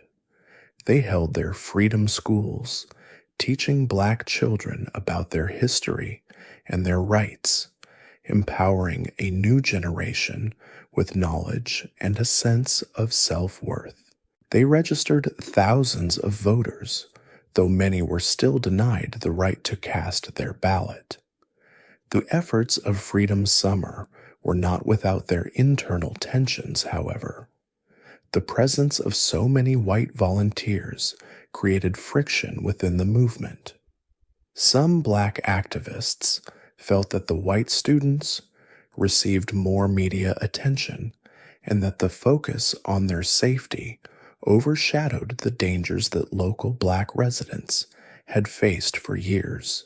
The debate was a microcosm of the larger tensions that would soon emerge within the movement. While the summer was a difficult and often heartbreaking experience, it was not a failure. It brought the issue of voting rights to the forefront of the national consciousness. The murders of Chaney, Goodman, and Schwerner, in particular, shocked the nation and put immense pressure on the federal government to act. It made it clear that the right to vote in the South was not just a legal issue, but a life or death one. The efforts of Freedom Summer, combined with other protests and a new wave of political organizing, would lead directly to the next great legislative victory of the civil rights movement, a law that would finally, definitively, protect the right of all Americans to vote. The summer was a brutal, beautiful, and ultimately essential chapter in the struggle for equality. The brutal violence of Freedom Summer made it clear that a new law was needed to protect voting rights.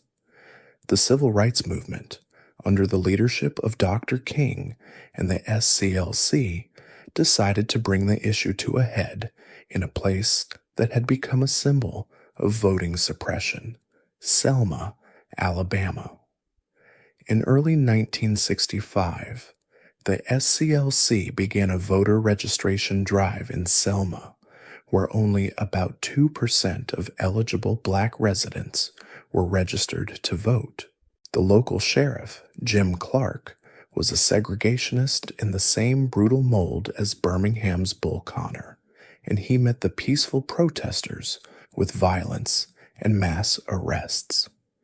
The situation was tense, a pressure cooker waiting to blow. The campaign culminated in a series of 3 marches from Selma to the state capital in Montgomery, a distance of about 54 miles. The first march, on March 7th, 1965, would become known as Bloody Sunday. About 600 marchers, led by John Lewis and Hosea Williams, began their peaceful walk across the Edmund Pettus Bridge, a bridge named for a Confederate general and Ku Klux Klan Grand Dragon. As they reached the other side, they were met by a phalanx of Alabama state troopers and local police. The troopers, wearing gas masks and brandishing clubs, ordered the marchers to disperse. When they did not, the police charged, beating the protesters with billy clubs and firing tear gas into the crowd. The scene was one of utter chaos and brutality. John Lewis, who was at the front of the line, was severely beaten and suffered a concussion. The images of the assault, broadcast on national television, shocked the nation. For many Americans, it was the first time they had seen the full, unvarnished ugliness of Southern racism. The public outcry was immediate and immense. People of all races and faiths from across the country poured into Selma to join the movement. President Lyndon B. Johnson, who was already committed to a new voting rights bill, went on national television and in a powerful speech used the movement's own anthem, "We Shall Overcome." The second march, on March 9th, was a symbolic march led by Dr. King, who turned the marchers around at the bridge, as he had promised a federal judge, and out of concern for the marchers' safety.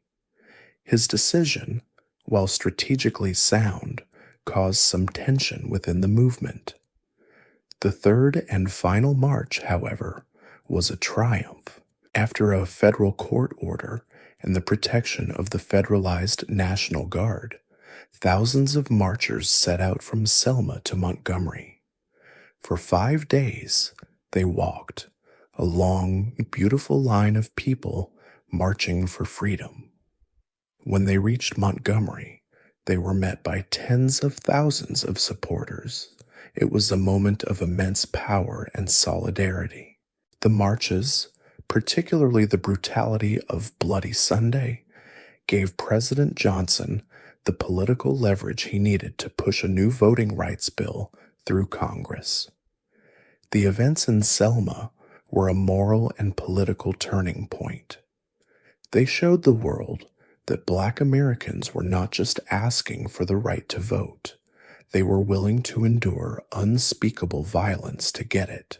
The courage of the marchers and the brutality they faced was a powerful indictment of a system that was so desperately afraid of democracy. The marches were not just about a right to cast a ballot. They were about the right to be a citizen in a country that had so long denied their full humanity. Historians still debate whether the marches were a necessary and heroic act of defiance or a calculated risk that put lives in grave danger, but there is no question that they were one of the most important chapters in the civil rights story. The marches from Selma to Montgomery and the brutality of Bloody Sunday were not in vain. The public outrage that followed was a decisive moment, and it gave President Johnson the political capital he needed to push the most significant piece of voting rights legislation in American history through Congress. On August 6, 1965, he signed the Voting Rights Act of 1965 into law. Flanked by civil rights leaders, including Dr. King, Johnson declared that the right to vote was the most basic right of a democracy. It was a powerful moment, a triumph of a movement that had fought for a century to make the promise of the 15th Amendment a reality. The act was designed to overcome the legal and social barriers that had prevented African Americans from exercising their right to vote. It was a very clever law, and it was a masterpiece of legislative strategy. The act outlawed discriminatory voting practices, such as literacy tests and poll taxes, that had been used for decades to disenfranchise black voters. It also contained a number of special provisions. The most important of these was a section that required certain states and local governments with a history of discrimination to get pre-clearance from the Department of Justice or the U.S. District Court in Washington, D.C. before they could change their voting laws. This was a critical provision, as it put the burden of proof on the state to show that the new law was not discriminatory. It was a direct response to the clever ways that Southern states had invented new rules to get around old laws. The impact of the Voting Rights Act of 1965 was immediate and dramatic. Within months of its passage, hundreds of thousands of African Americans were registered to vote in the South. In Mississippi alone, black voter registration jumped from less than 7% in 1964 to over 60% by 1968. This newfound political power led to the election of black officials at every level of government, from mayors and sheriffs to members of Congress.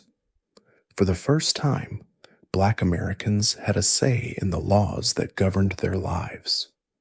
It was a massive and fundamental shift in the American political landscape, a quiet revolution that was taking place not with guns, but with ballots. The act also had a broader impact.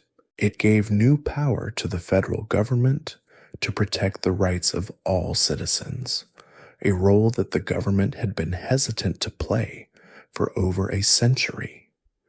It was a formal acknowledgement by the United States that voting rights were a national issue, not a local one.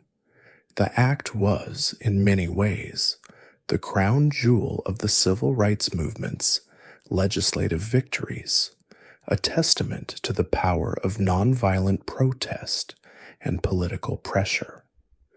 However, the act's passage did not end the struggle. In fact, it highlighted a new set of challenges. While legal segregation was on its way out, a different, more subtle kind of racism remained. The fight for economic justice, housing rights, and an end to police brutality had yet to be fully addressed. The focus of the movement, which had been so successful in the South, began to shift to the urban North, where a different set of problems awaited. The Voting Rights Act was a monumental achievement, but for many, it was the end of one chapter and the beginning of another. The peaceful, non-violent phase of the movement had achieved its greatest victory, but the next phase would be much more complicated and much less unified. Historians still argue whether the act was the most important law of the civil rights era, but it is clear that its passage was a powerful culmination of the tireless efforts of a generation of activists. It was a long, hard-won victory that finally and decisively opened the door to democracy for millions of Americans who had been shut out for far too long. With the passage of the Voting Rights Act of 1965, the civil rights movement had achieved its major legislative goals. But for many, especially in the urban North, the legal victories of the South seemed hollow in the face of persistent economic inequality and police brutality. The focus of the movement began to shift, and a new, more militant philosophy began to emerge. This new ideology, known as Black Power, was a direct challenge to Dr. King's nonviolent, integrationist approach. It was not a single, unified movement, but a collection of different ideas and organizations, all united by a sense of racial pride, self-determination, and a rejection of white supremacy. It was a reaction to the slow pace of change and a frustration with a system that seemed to give with one hand and take with the other. The term Black Power was popularized by Stokely Carmichael, a charismatic and fiery leader of SNCC, Student Nonviolent Coordinating Committee, during a march in Mississippi in 1966. Carmichael, who had grown disillusioned with nonviolence after years of facing brutal violence and seeing little progress in the North, began to argue that Black people needed to build their own political and economic institutions. He believed that integration was a meaningless goal if it meant simply being absorbed into a system that was fundamentally racist. He famously said, "The only way we're going to stop them from whooping us is to take over. We're going to get us some Black Power." The cry of Black Power was a radical shift from the "we shall overcome" of the King era. It was a defiant, unapologetic declaration of self-respect. The philosophy of Black Power was complex and often misunderstood. For some, it meant a call for Black political unity, for Black people to run for office and to vote as a bloc. For others, it meant a call for economic self-sufficiency, for Black communities to control their own businesses and resources. And for a more radical few, it meant a call for armed self-defense and a rejection of the American system entirely. The rise of this new movement created a deep and painful rift within the civil rights establishment. The older, more traditional leaders, including Dr. King, felt that the rhetoric of Black Power was too divisive and that it alienated white allies who were essential to the movement's success. They believed that nonviolence and integration were the only paths to true equality. The younger, more militant leaders felt that the nonviolent approach had reached its limits and that a new, more confrontational strategy was needed. The rise of Black Power also had a powerful cultural impact. It led to a surge of Black pride, a renewed interest in African heritage, and a rejection of European beauty standards. The Black is Beautiful movement encouraged Black Americans to embrace their natural hair, their facial features, and their culture. It was a psychological revolution as much as a political one, a liberation from the internalized racism that had been a part of American society for centuries. The cultural expression of this era, from music to art to fashion, was a vibrant and powerful affirmation of Black identity. The Black Power movement was often viewed with suspicion and fear by the white establishment, which saw it as a threat to the social order. The media, in particular, tended to focus on the more militant aspects of the movement, particularly groups like the Black Panther Party, and often ignored the more moderate and community-focused aspects. This portrayal helped to justify the government's harsh response to the movement, which included surveillance, infiltration, and the assassination of many of its leaders.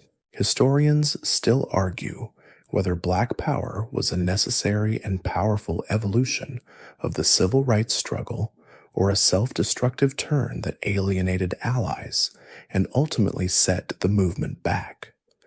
But there is no doubt that it was a profound and important chapter in the story, a powerful and unapologetic cry for dignity, self-respect, and power. As the civil rights movement entered a new phase, a different kind of leader emerged, one who had grown up not in the Southern Church, but in the urban North.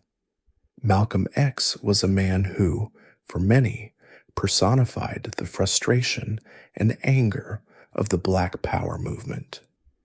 His story was one of radical transformation.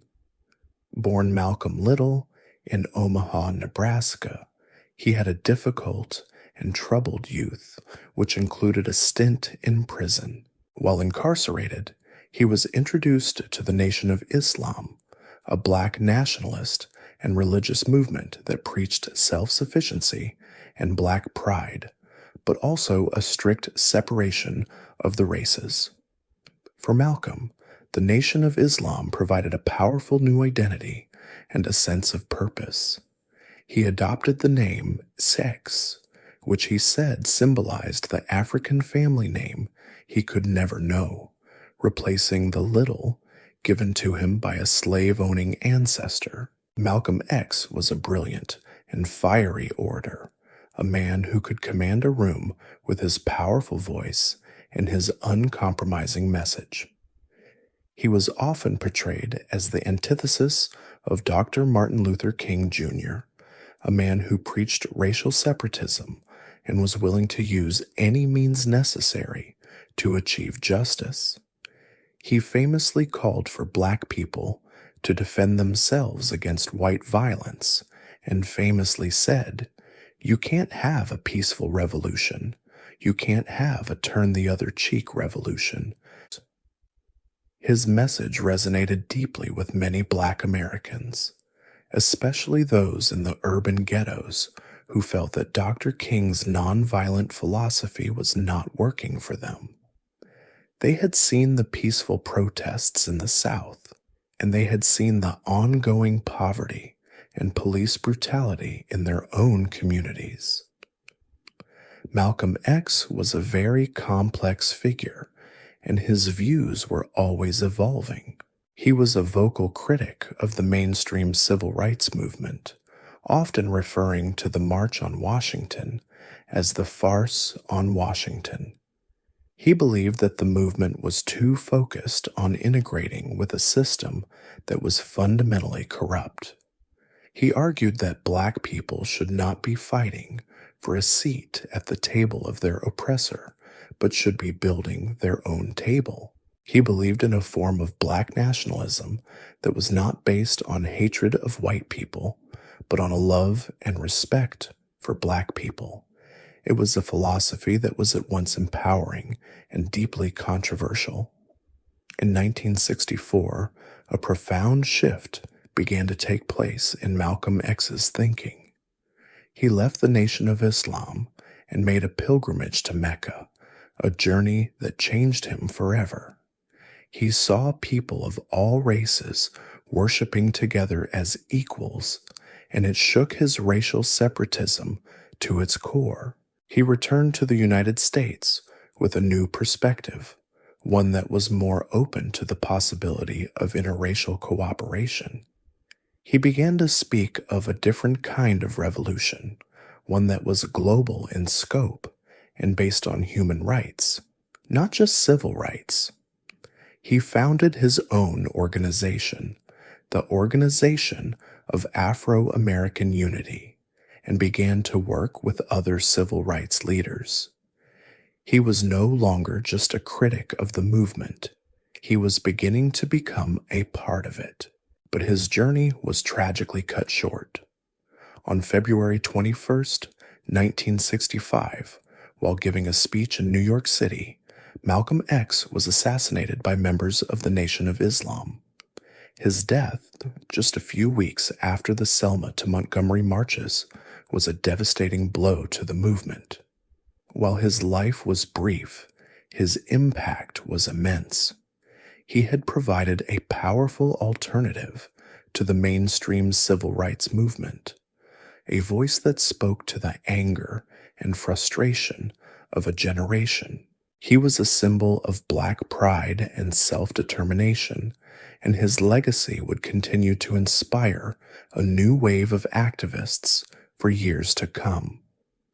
Historians still argue about what kind of leader he would have become if he had lived, but there is no doubt that his life and his death had a profound and lasting effect on the course of American history. While the civil rights movement was achieving legislative victories in the South, a different kind of crisis was brewing in the urban centers of the North.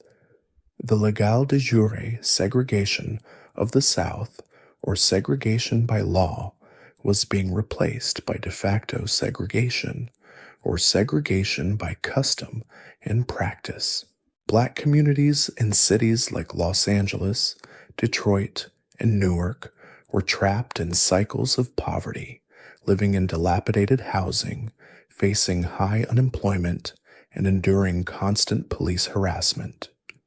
These communities were powder kegs, and in the summer of 1965, the fuse was lit. On August 11th, 1965, a seemingly minor incident in the Watts neighborhood of Los Angeles, a traffic stop that escalated into a confrontation between a white police officer and a black motorist, ignited 6 days of intense rioting. The Watts riots, as they came to be known, were a massive uprising, not just against a single act of police brutality, but against decades of systemic injustice. Thousands of people took to the streets, looting and burning stores. The anger was directed at the very symbols of their oppression: white-owned businesses that exploited them, and the police who patrolled their neighborhoods like an occupying army. The riots resulted in 34 deaths, over 1,000 injuries, and more than $40 million in property damage. The images of a city in flames were a stark and unsettling contrast to the peaceful, nonviolent marches of the South. The events in Watts were not an isolated incident. They were a sign of things to come. The summers of 1966 and 1967 saw a wave of urban unrest sweep across the country. In 1967, the Detroit riot, perhaps the most severe of all, erupted. For 5 days, the city was in a state of chaos.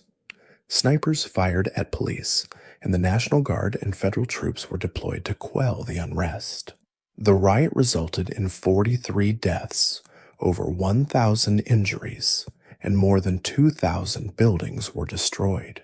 The city was left in ruins, a physical manifestation of the deep-seated anger and frustration that had been festering for years. These uprisings were a wake-up call to the nation. They showed that the civil rights movement's focus on legal change in the South had not addressed the deep economic and social inequalities that existed in the North. Dr. Martin Luther King Jr., who had been so successful with his nonviolent campaigns in places like Montgomery and Birmingham, found himself struggling to find a strategy that would work in the urban North. He knew that the problems of the North were not about segregation by law, but about poverty, unemployment, and housing discrimination, issues that were far more complex and difficult to solve. He tried to bring his movement to Chicago in 1966, but the campaign was largely unsuccessful, and he was met with a level of hatred and resistance that was in some ways even more intense than what he had faced in the South. The urban riots and the rise of the Black Power movement forced a national conversation about the true nature of racial inequality. The government responded by creating the Kerner Commission to study the cause of the riots. The commission's report famously concluded that America was moving toward two societies, one black, one white, separate and unequal. It pointed to racial discrimination and economic inequality as the root causes of the unrest, and it called for a massive national investment in jobs, housing, and education. The report was a powerful and sobering indictment of the American system, but its recommendations were largely ignored. The riots of the mid-1960s were a difficult and painful chapter in the civil rights story, a period when the peaceful, unified movement began to fracture and a new, more confrontational approach to the struggle for racial justice began to emerge. After the riots of the mid-1960s, Dr. Martin Luther King Jr. began to turn his attention to the problems of poverty and economic injustice, recognizing that legal equality was meaningless without economic freedom. He believed that the next phase of the movement had to be a push for what he called economic Bill of Rights for all Americans, regardless of race. In late 1967, he announced the Poor People's Campaign, a massive, multiracial effort to bring poor people from across the country to Washington, D.C. The plan was to create a tent city on the National Mall and to demand a host of reforms, including full employment, a guaranteed annual income, and more low-income housing. It was a radical new idea, a move to unite the civil rights struggle with the broader fight against poverty. It was not just about the rights of Black people, but about the rights of all poor people, a new kind of coalition that was both ambitious and deeply controversial. The campaign was a difficult shift for Dr. King. His focus on economic issues alienated some of his white liberal allies who were more comfortable with the moral certainty of the fight against segregation. His opposition to the Vietnam War, which he had spoken out against in a famous speech in 1967, had also alienated him from President Johnson and much of the political establishment. He was no longer the consensus leader he had once been. He was a man who was growing more radical in his beliefs, a man who had come to see that the problems of racism and poverty were inextricably linked to the problems of capitalism and war.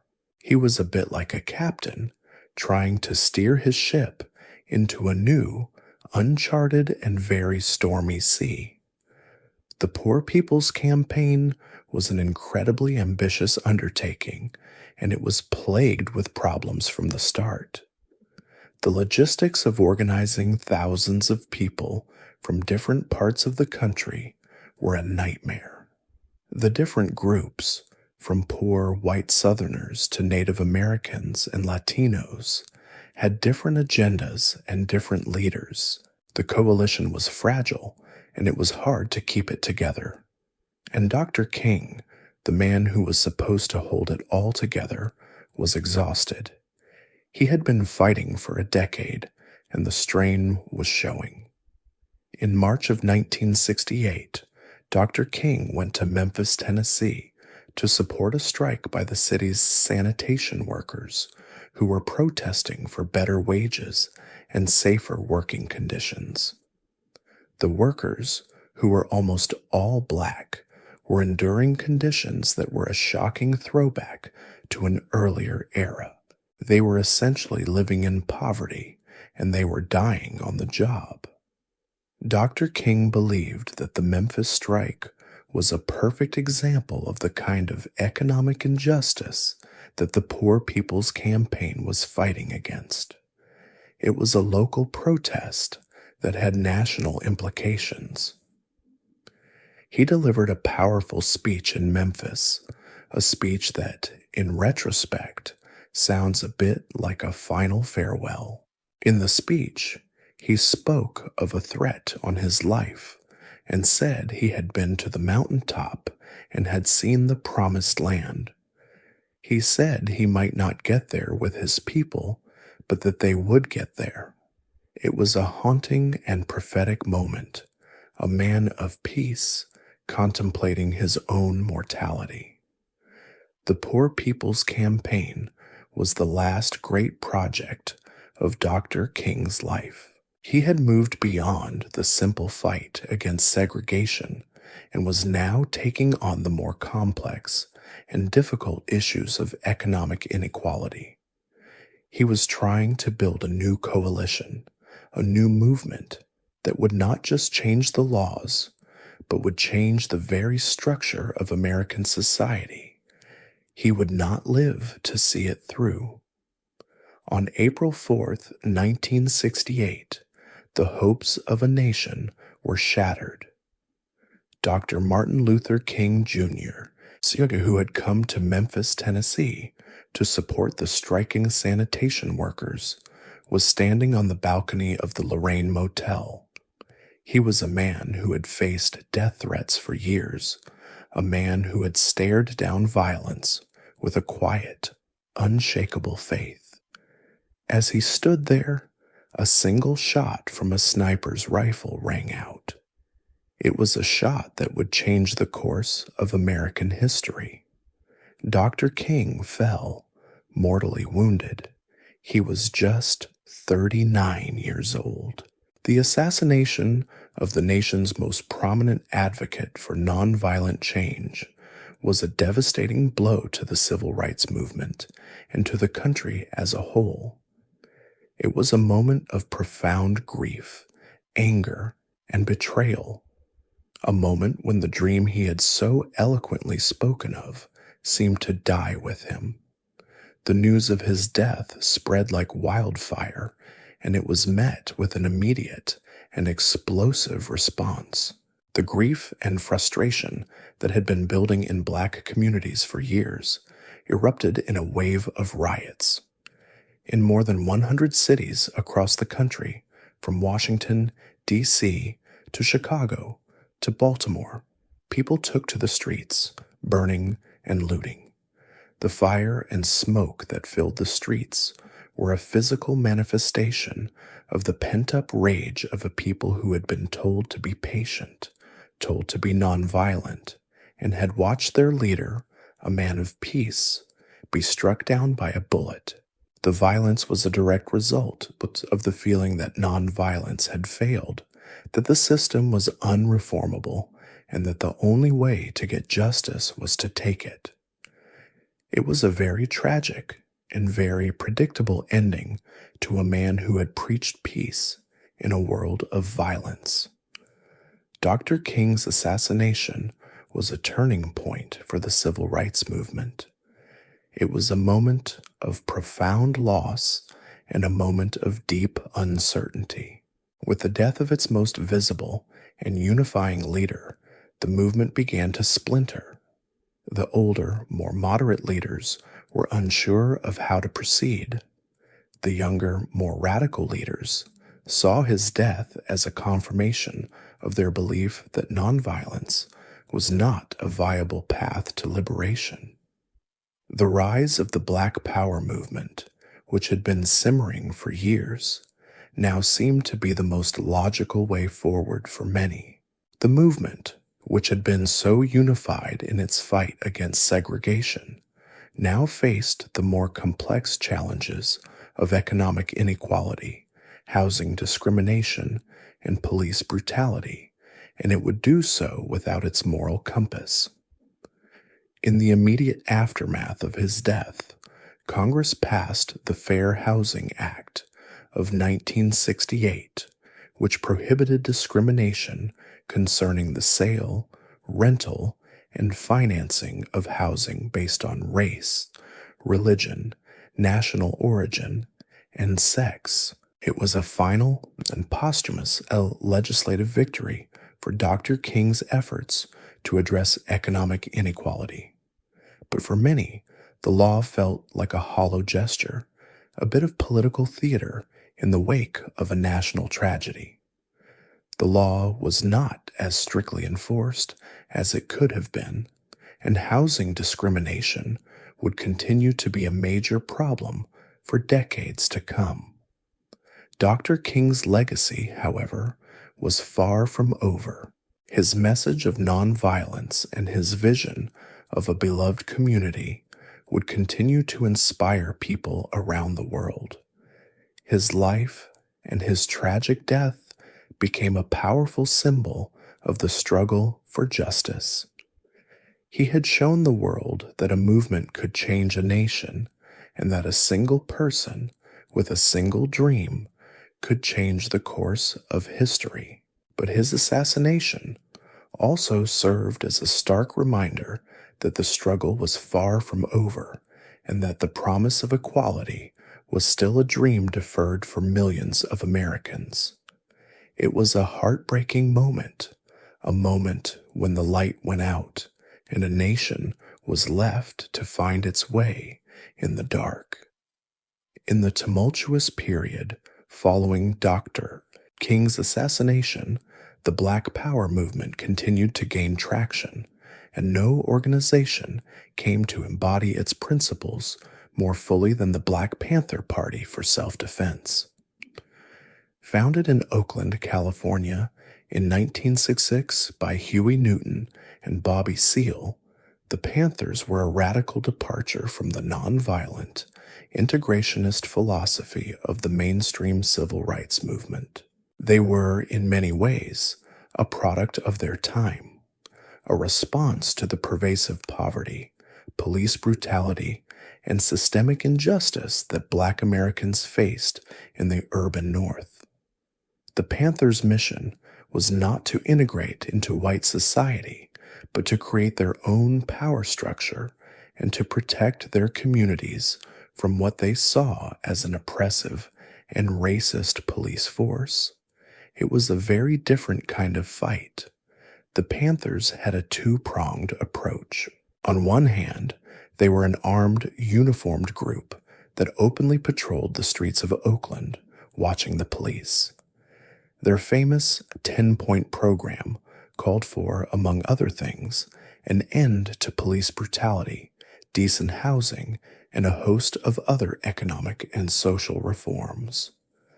The sight of young Black men and women armed with shotguns and dressed in black berets and leather jackets was a terrifying image for the white establishment, and a powerful, empowering image for many Black people. They were a visible and very literal manifestation of the concept of self-defense. They were saying in no uncertain terms that they would no longer turn the other cheek. But the Panthers were not just about confrontation. They also had a host of community-based programs that were incredibly successful and served as a model for other organizations. Their most famous program was the Free Breakfast for Children program, which fed thousands of poor children every day before school. They also ran health clinics, provided legal aid, and organized political education classes.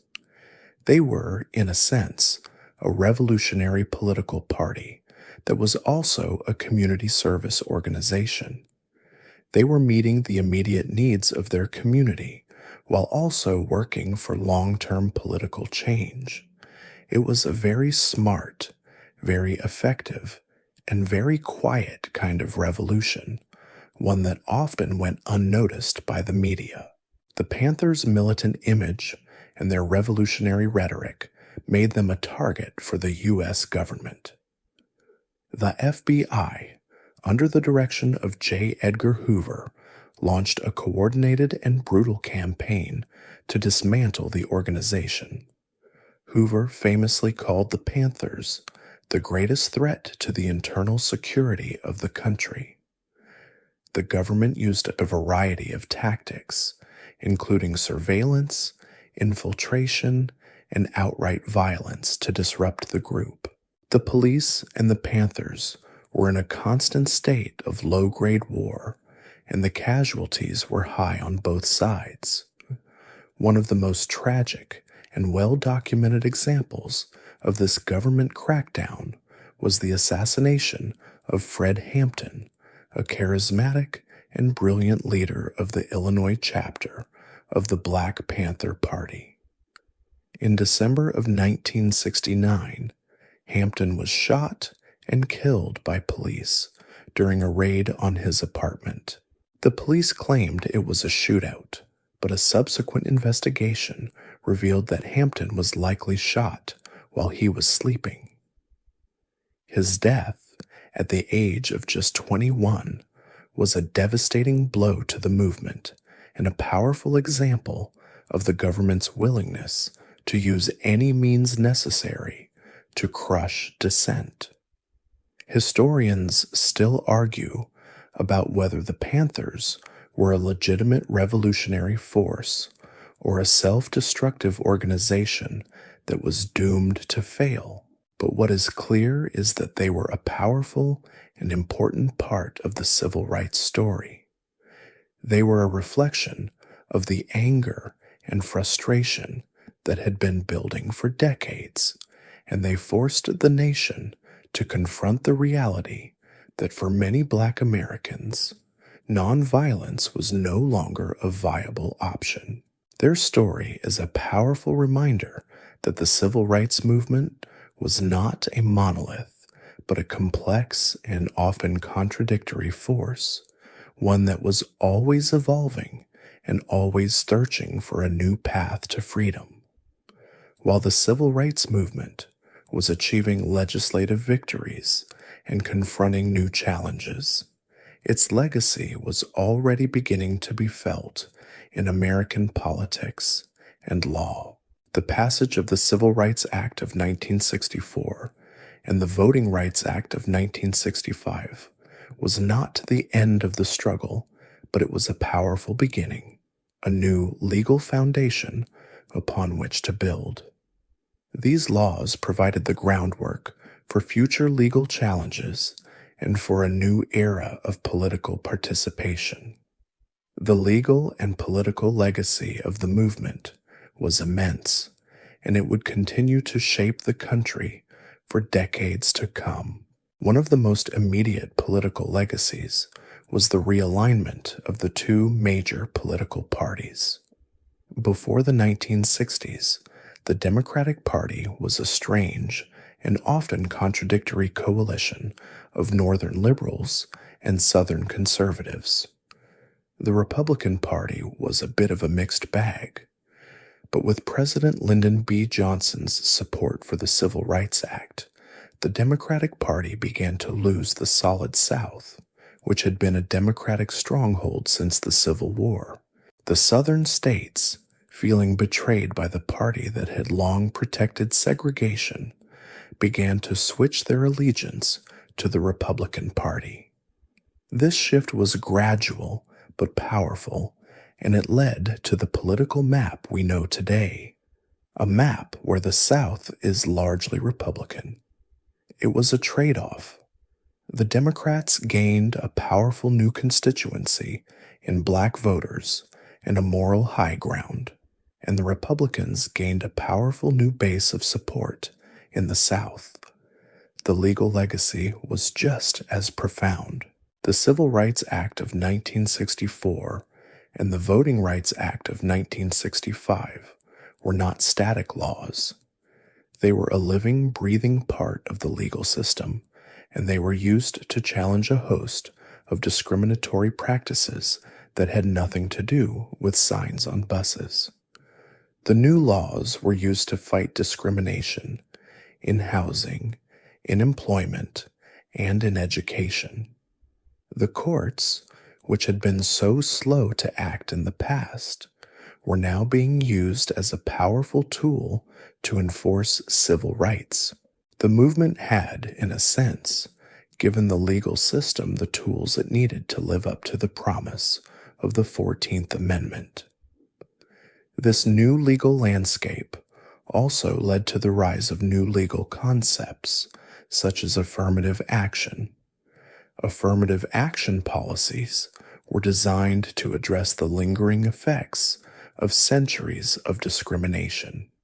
The idea was to not just stop discrimination, but to proactively promote diversity in education and employment. The goal was to give a leg up to people who had been held down for so long. The legal battles over affirmative action and the arguments for and against it would become a central part of American political and legal life for the next several decades. Historians still argue about whether affirmative action was a necessary tool to correct past injustices or a form of reverse discrimination.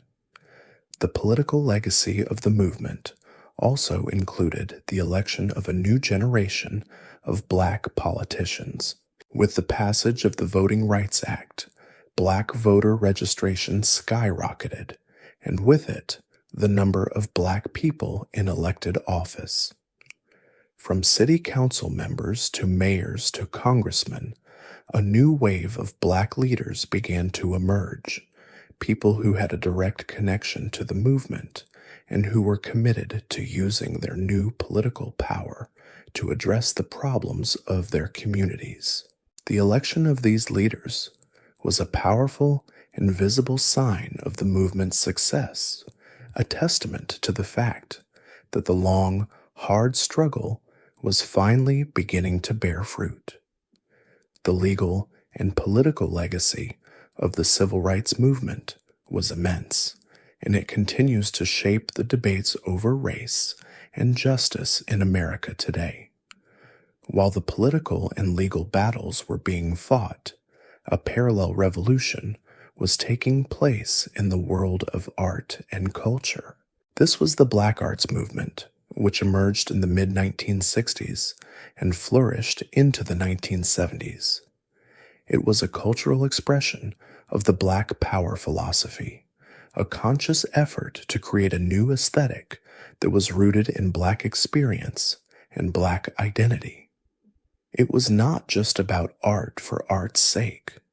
It was about art as a tool for liberation, a way to reclaim a narrative that had long been dominated by white culture.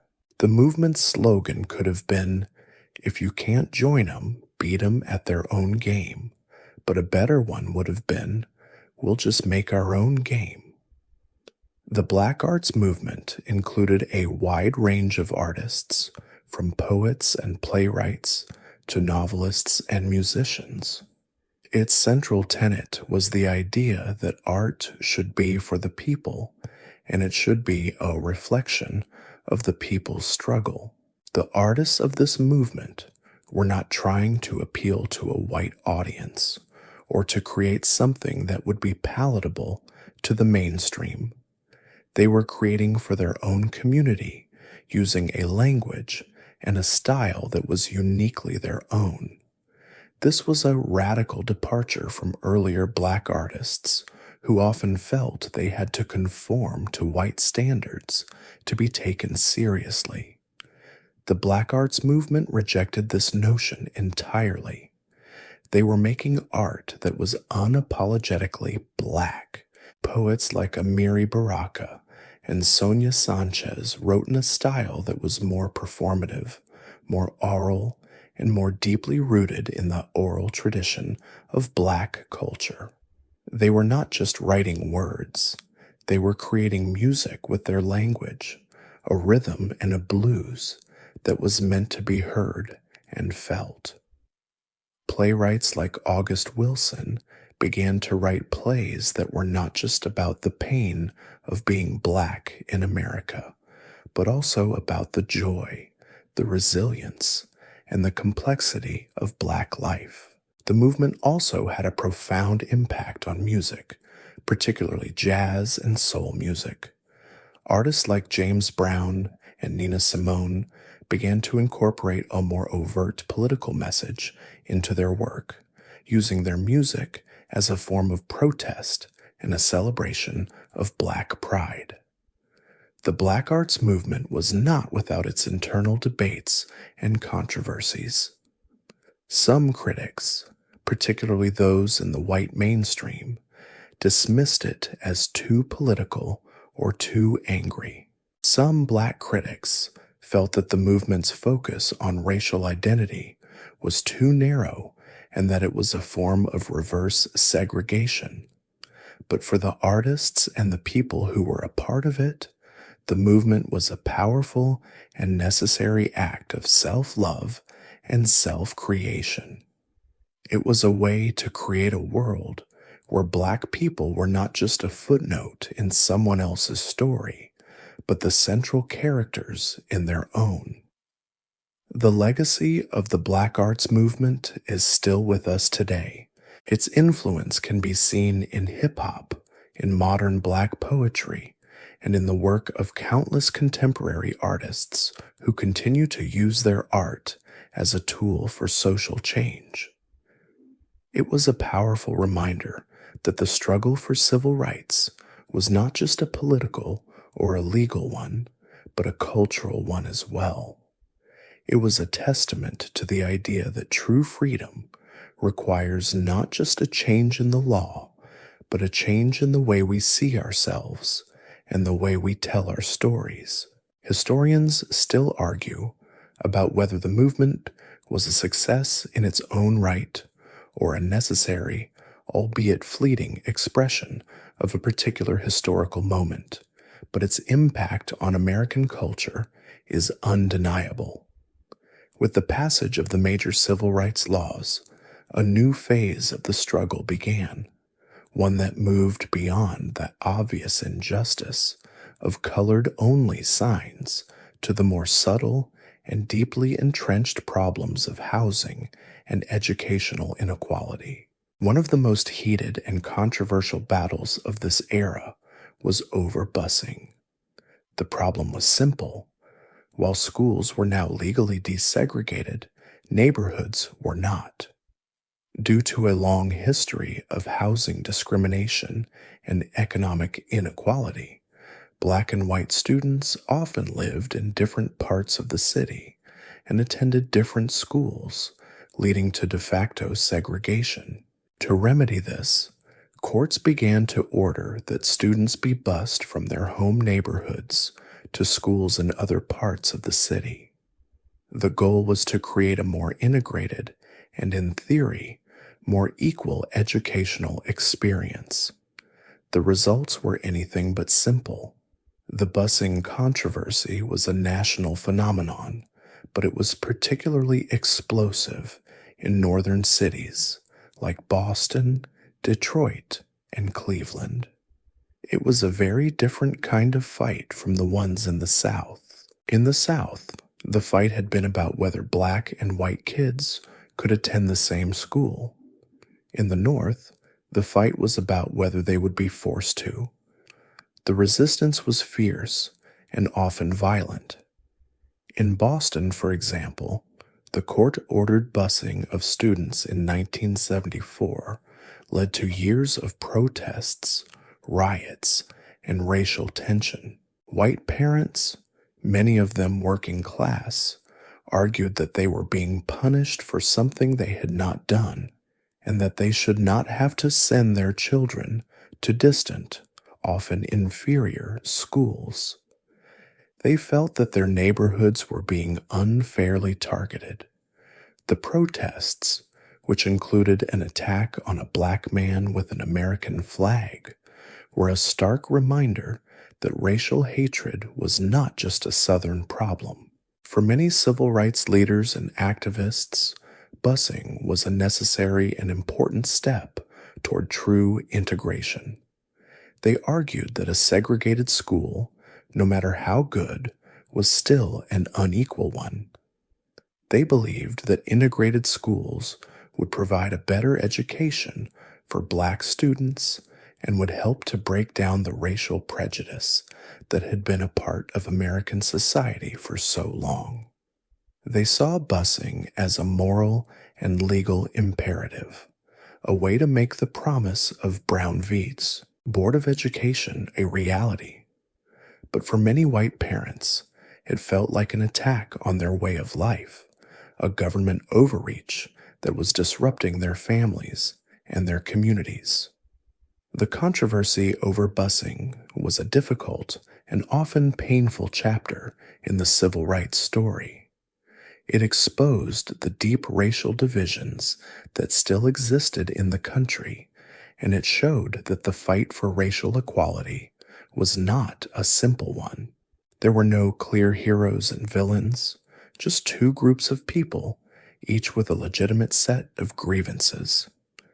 The busing issue was a bit like trying to put out a fire with gasoline. It often made the situation worse, not better.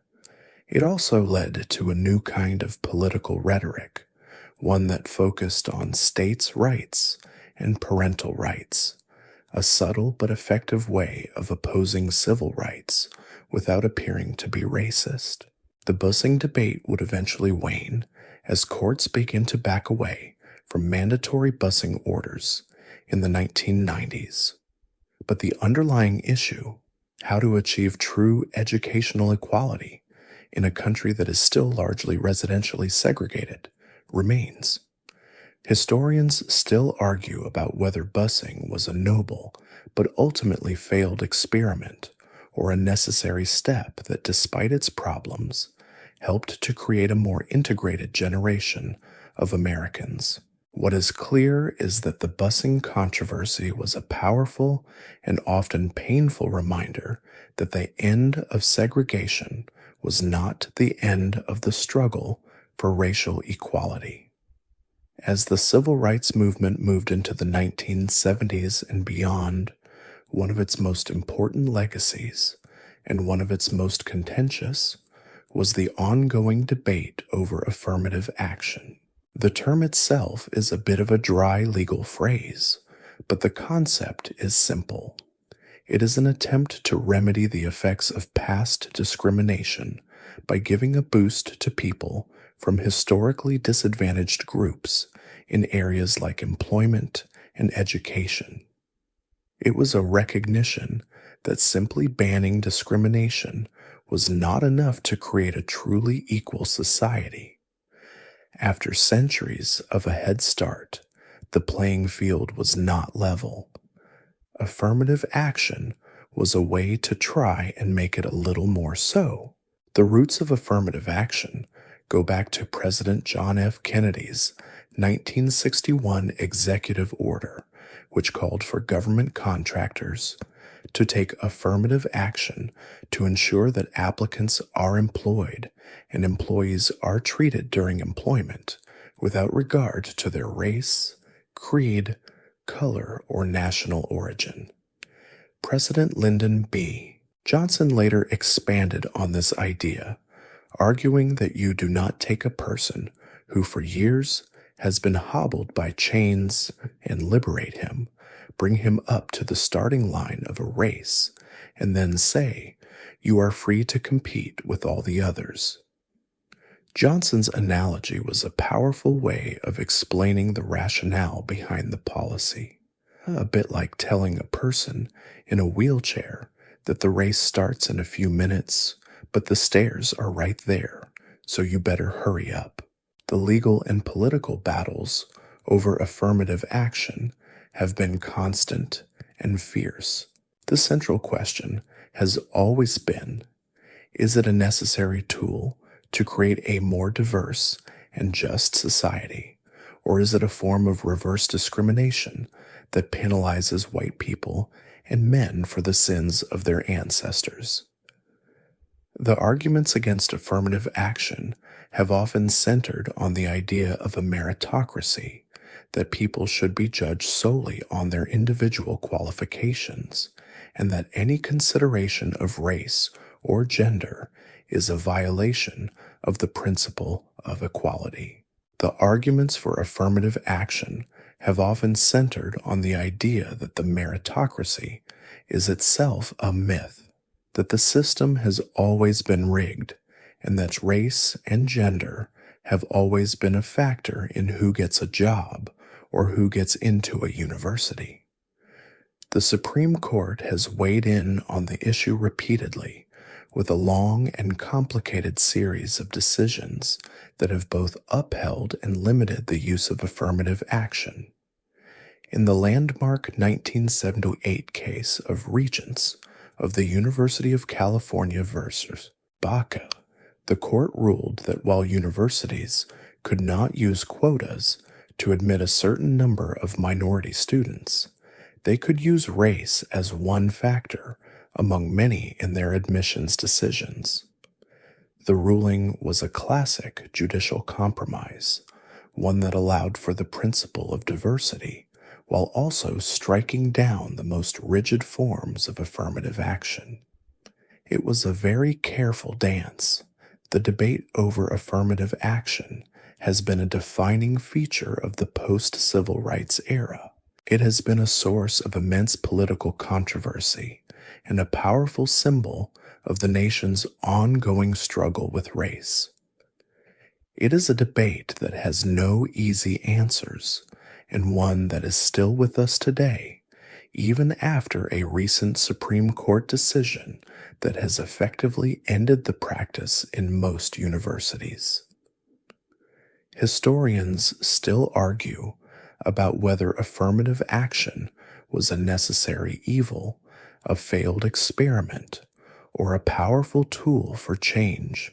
But it is clear that the debate over affirmative action is a direct legacy of the civil rights movement, a final, difficult, and unresolved chapter in the long and complicated story of racial justice in America.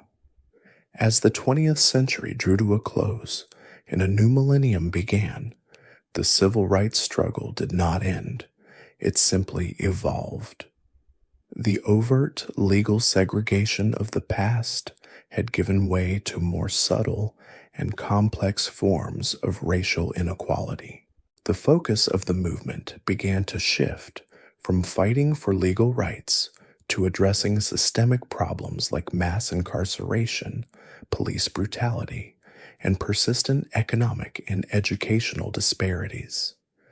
The battles were no longer fought with marches and sit-ins, but with new forms of protest, new leaders, and a new kind of social media-driven activism.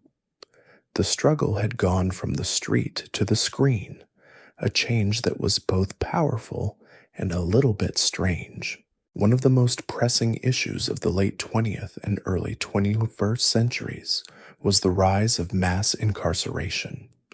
The war on drugs, launched in the 1980s, led to a dramatic increase in the number of people in prison, and the racial disparities were stark. Black Americans, despite using drugs at similar rates to white Americans, were incarcerated at a much higher rate. The prison system, for many, had become a new form of racial control, a modern-day Jim Crow that locked up a generation of young black men and women.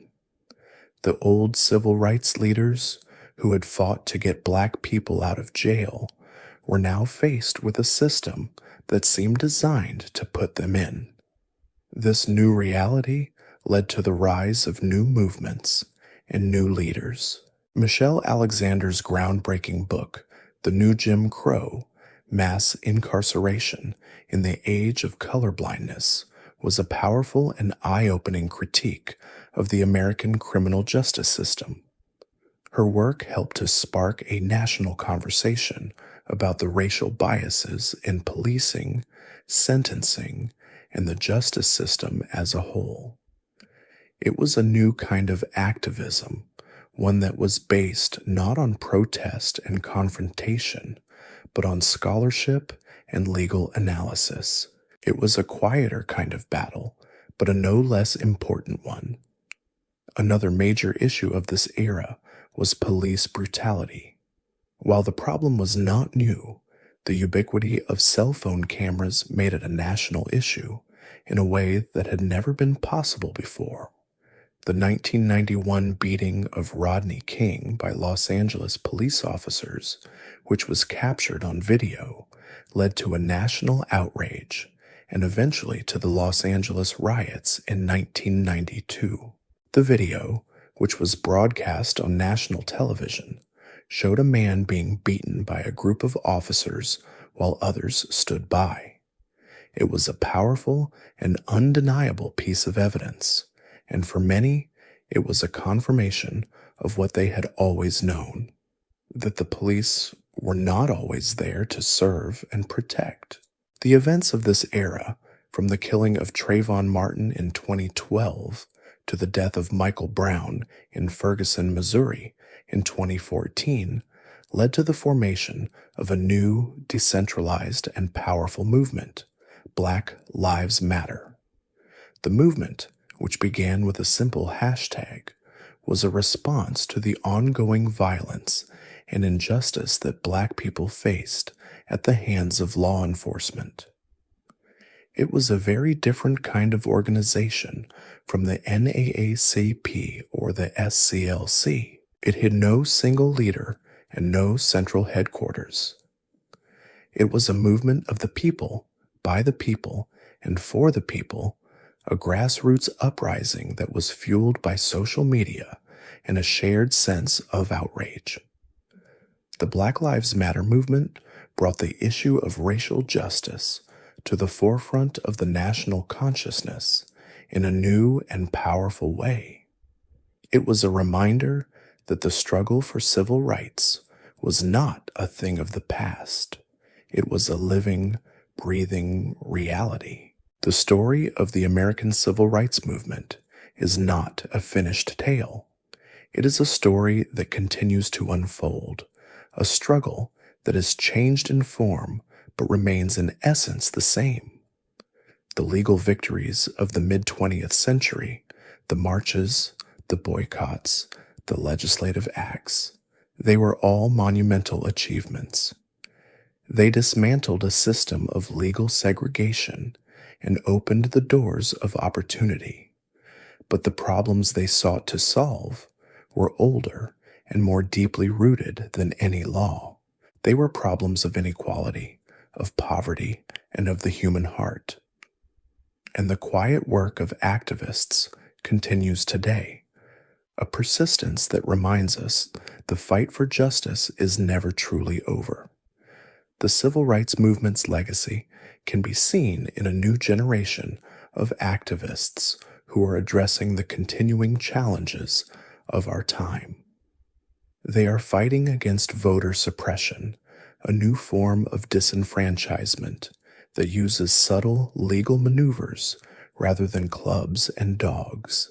They are fighting for criminal justice reform, a new battle to address the deep racial biases in the American justice system.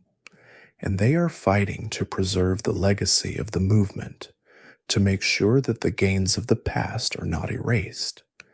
It is a struggle that is both a tribute to the past and a beacon for the future. The movement has also left a lasting impact on American culture and identity. The art, the music, the literature, it has all been forever changed by the struggle. It has forced the nation to confront its own history, to look in the mirror, and to reckon with its own flaws.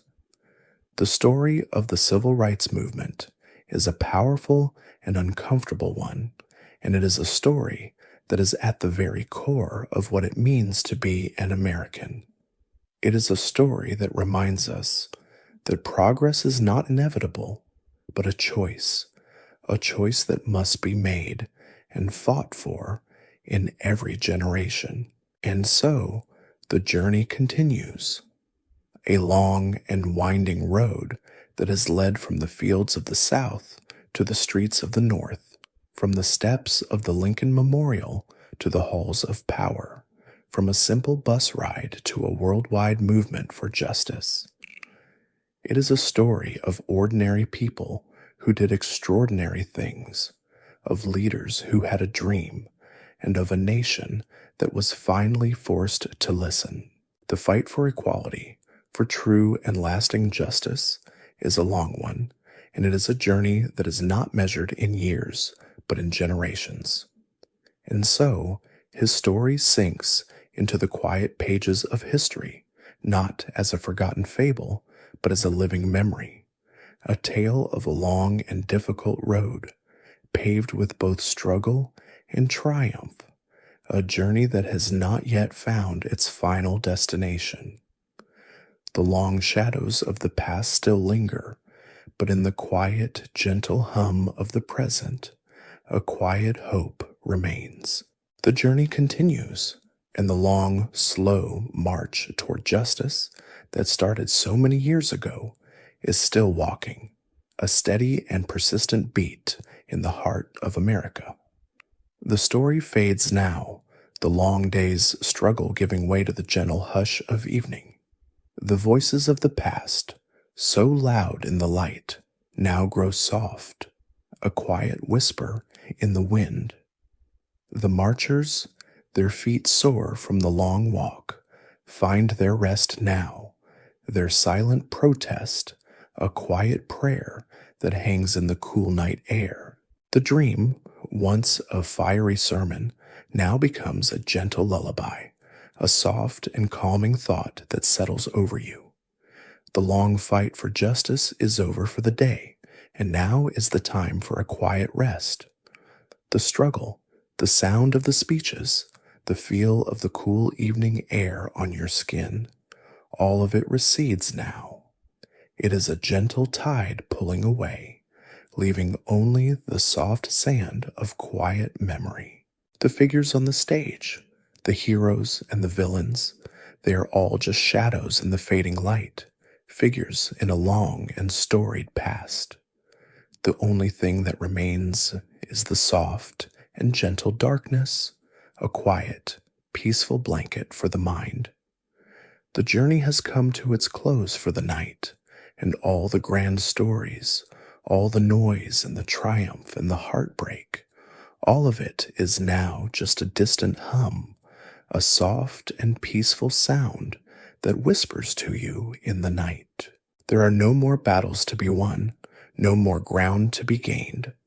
There is only the long and quiet peace, a gentle stillness that invites you to rest.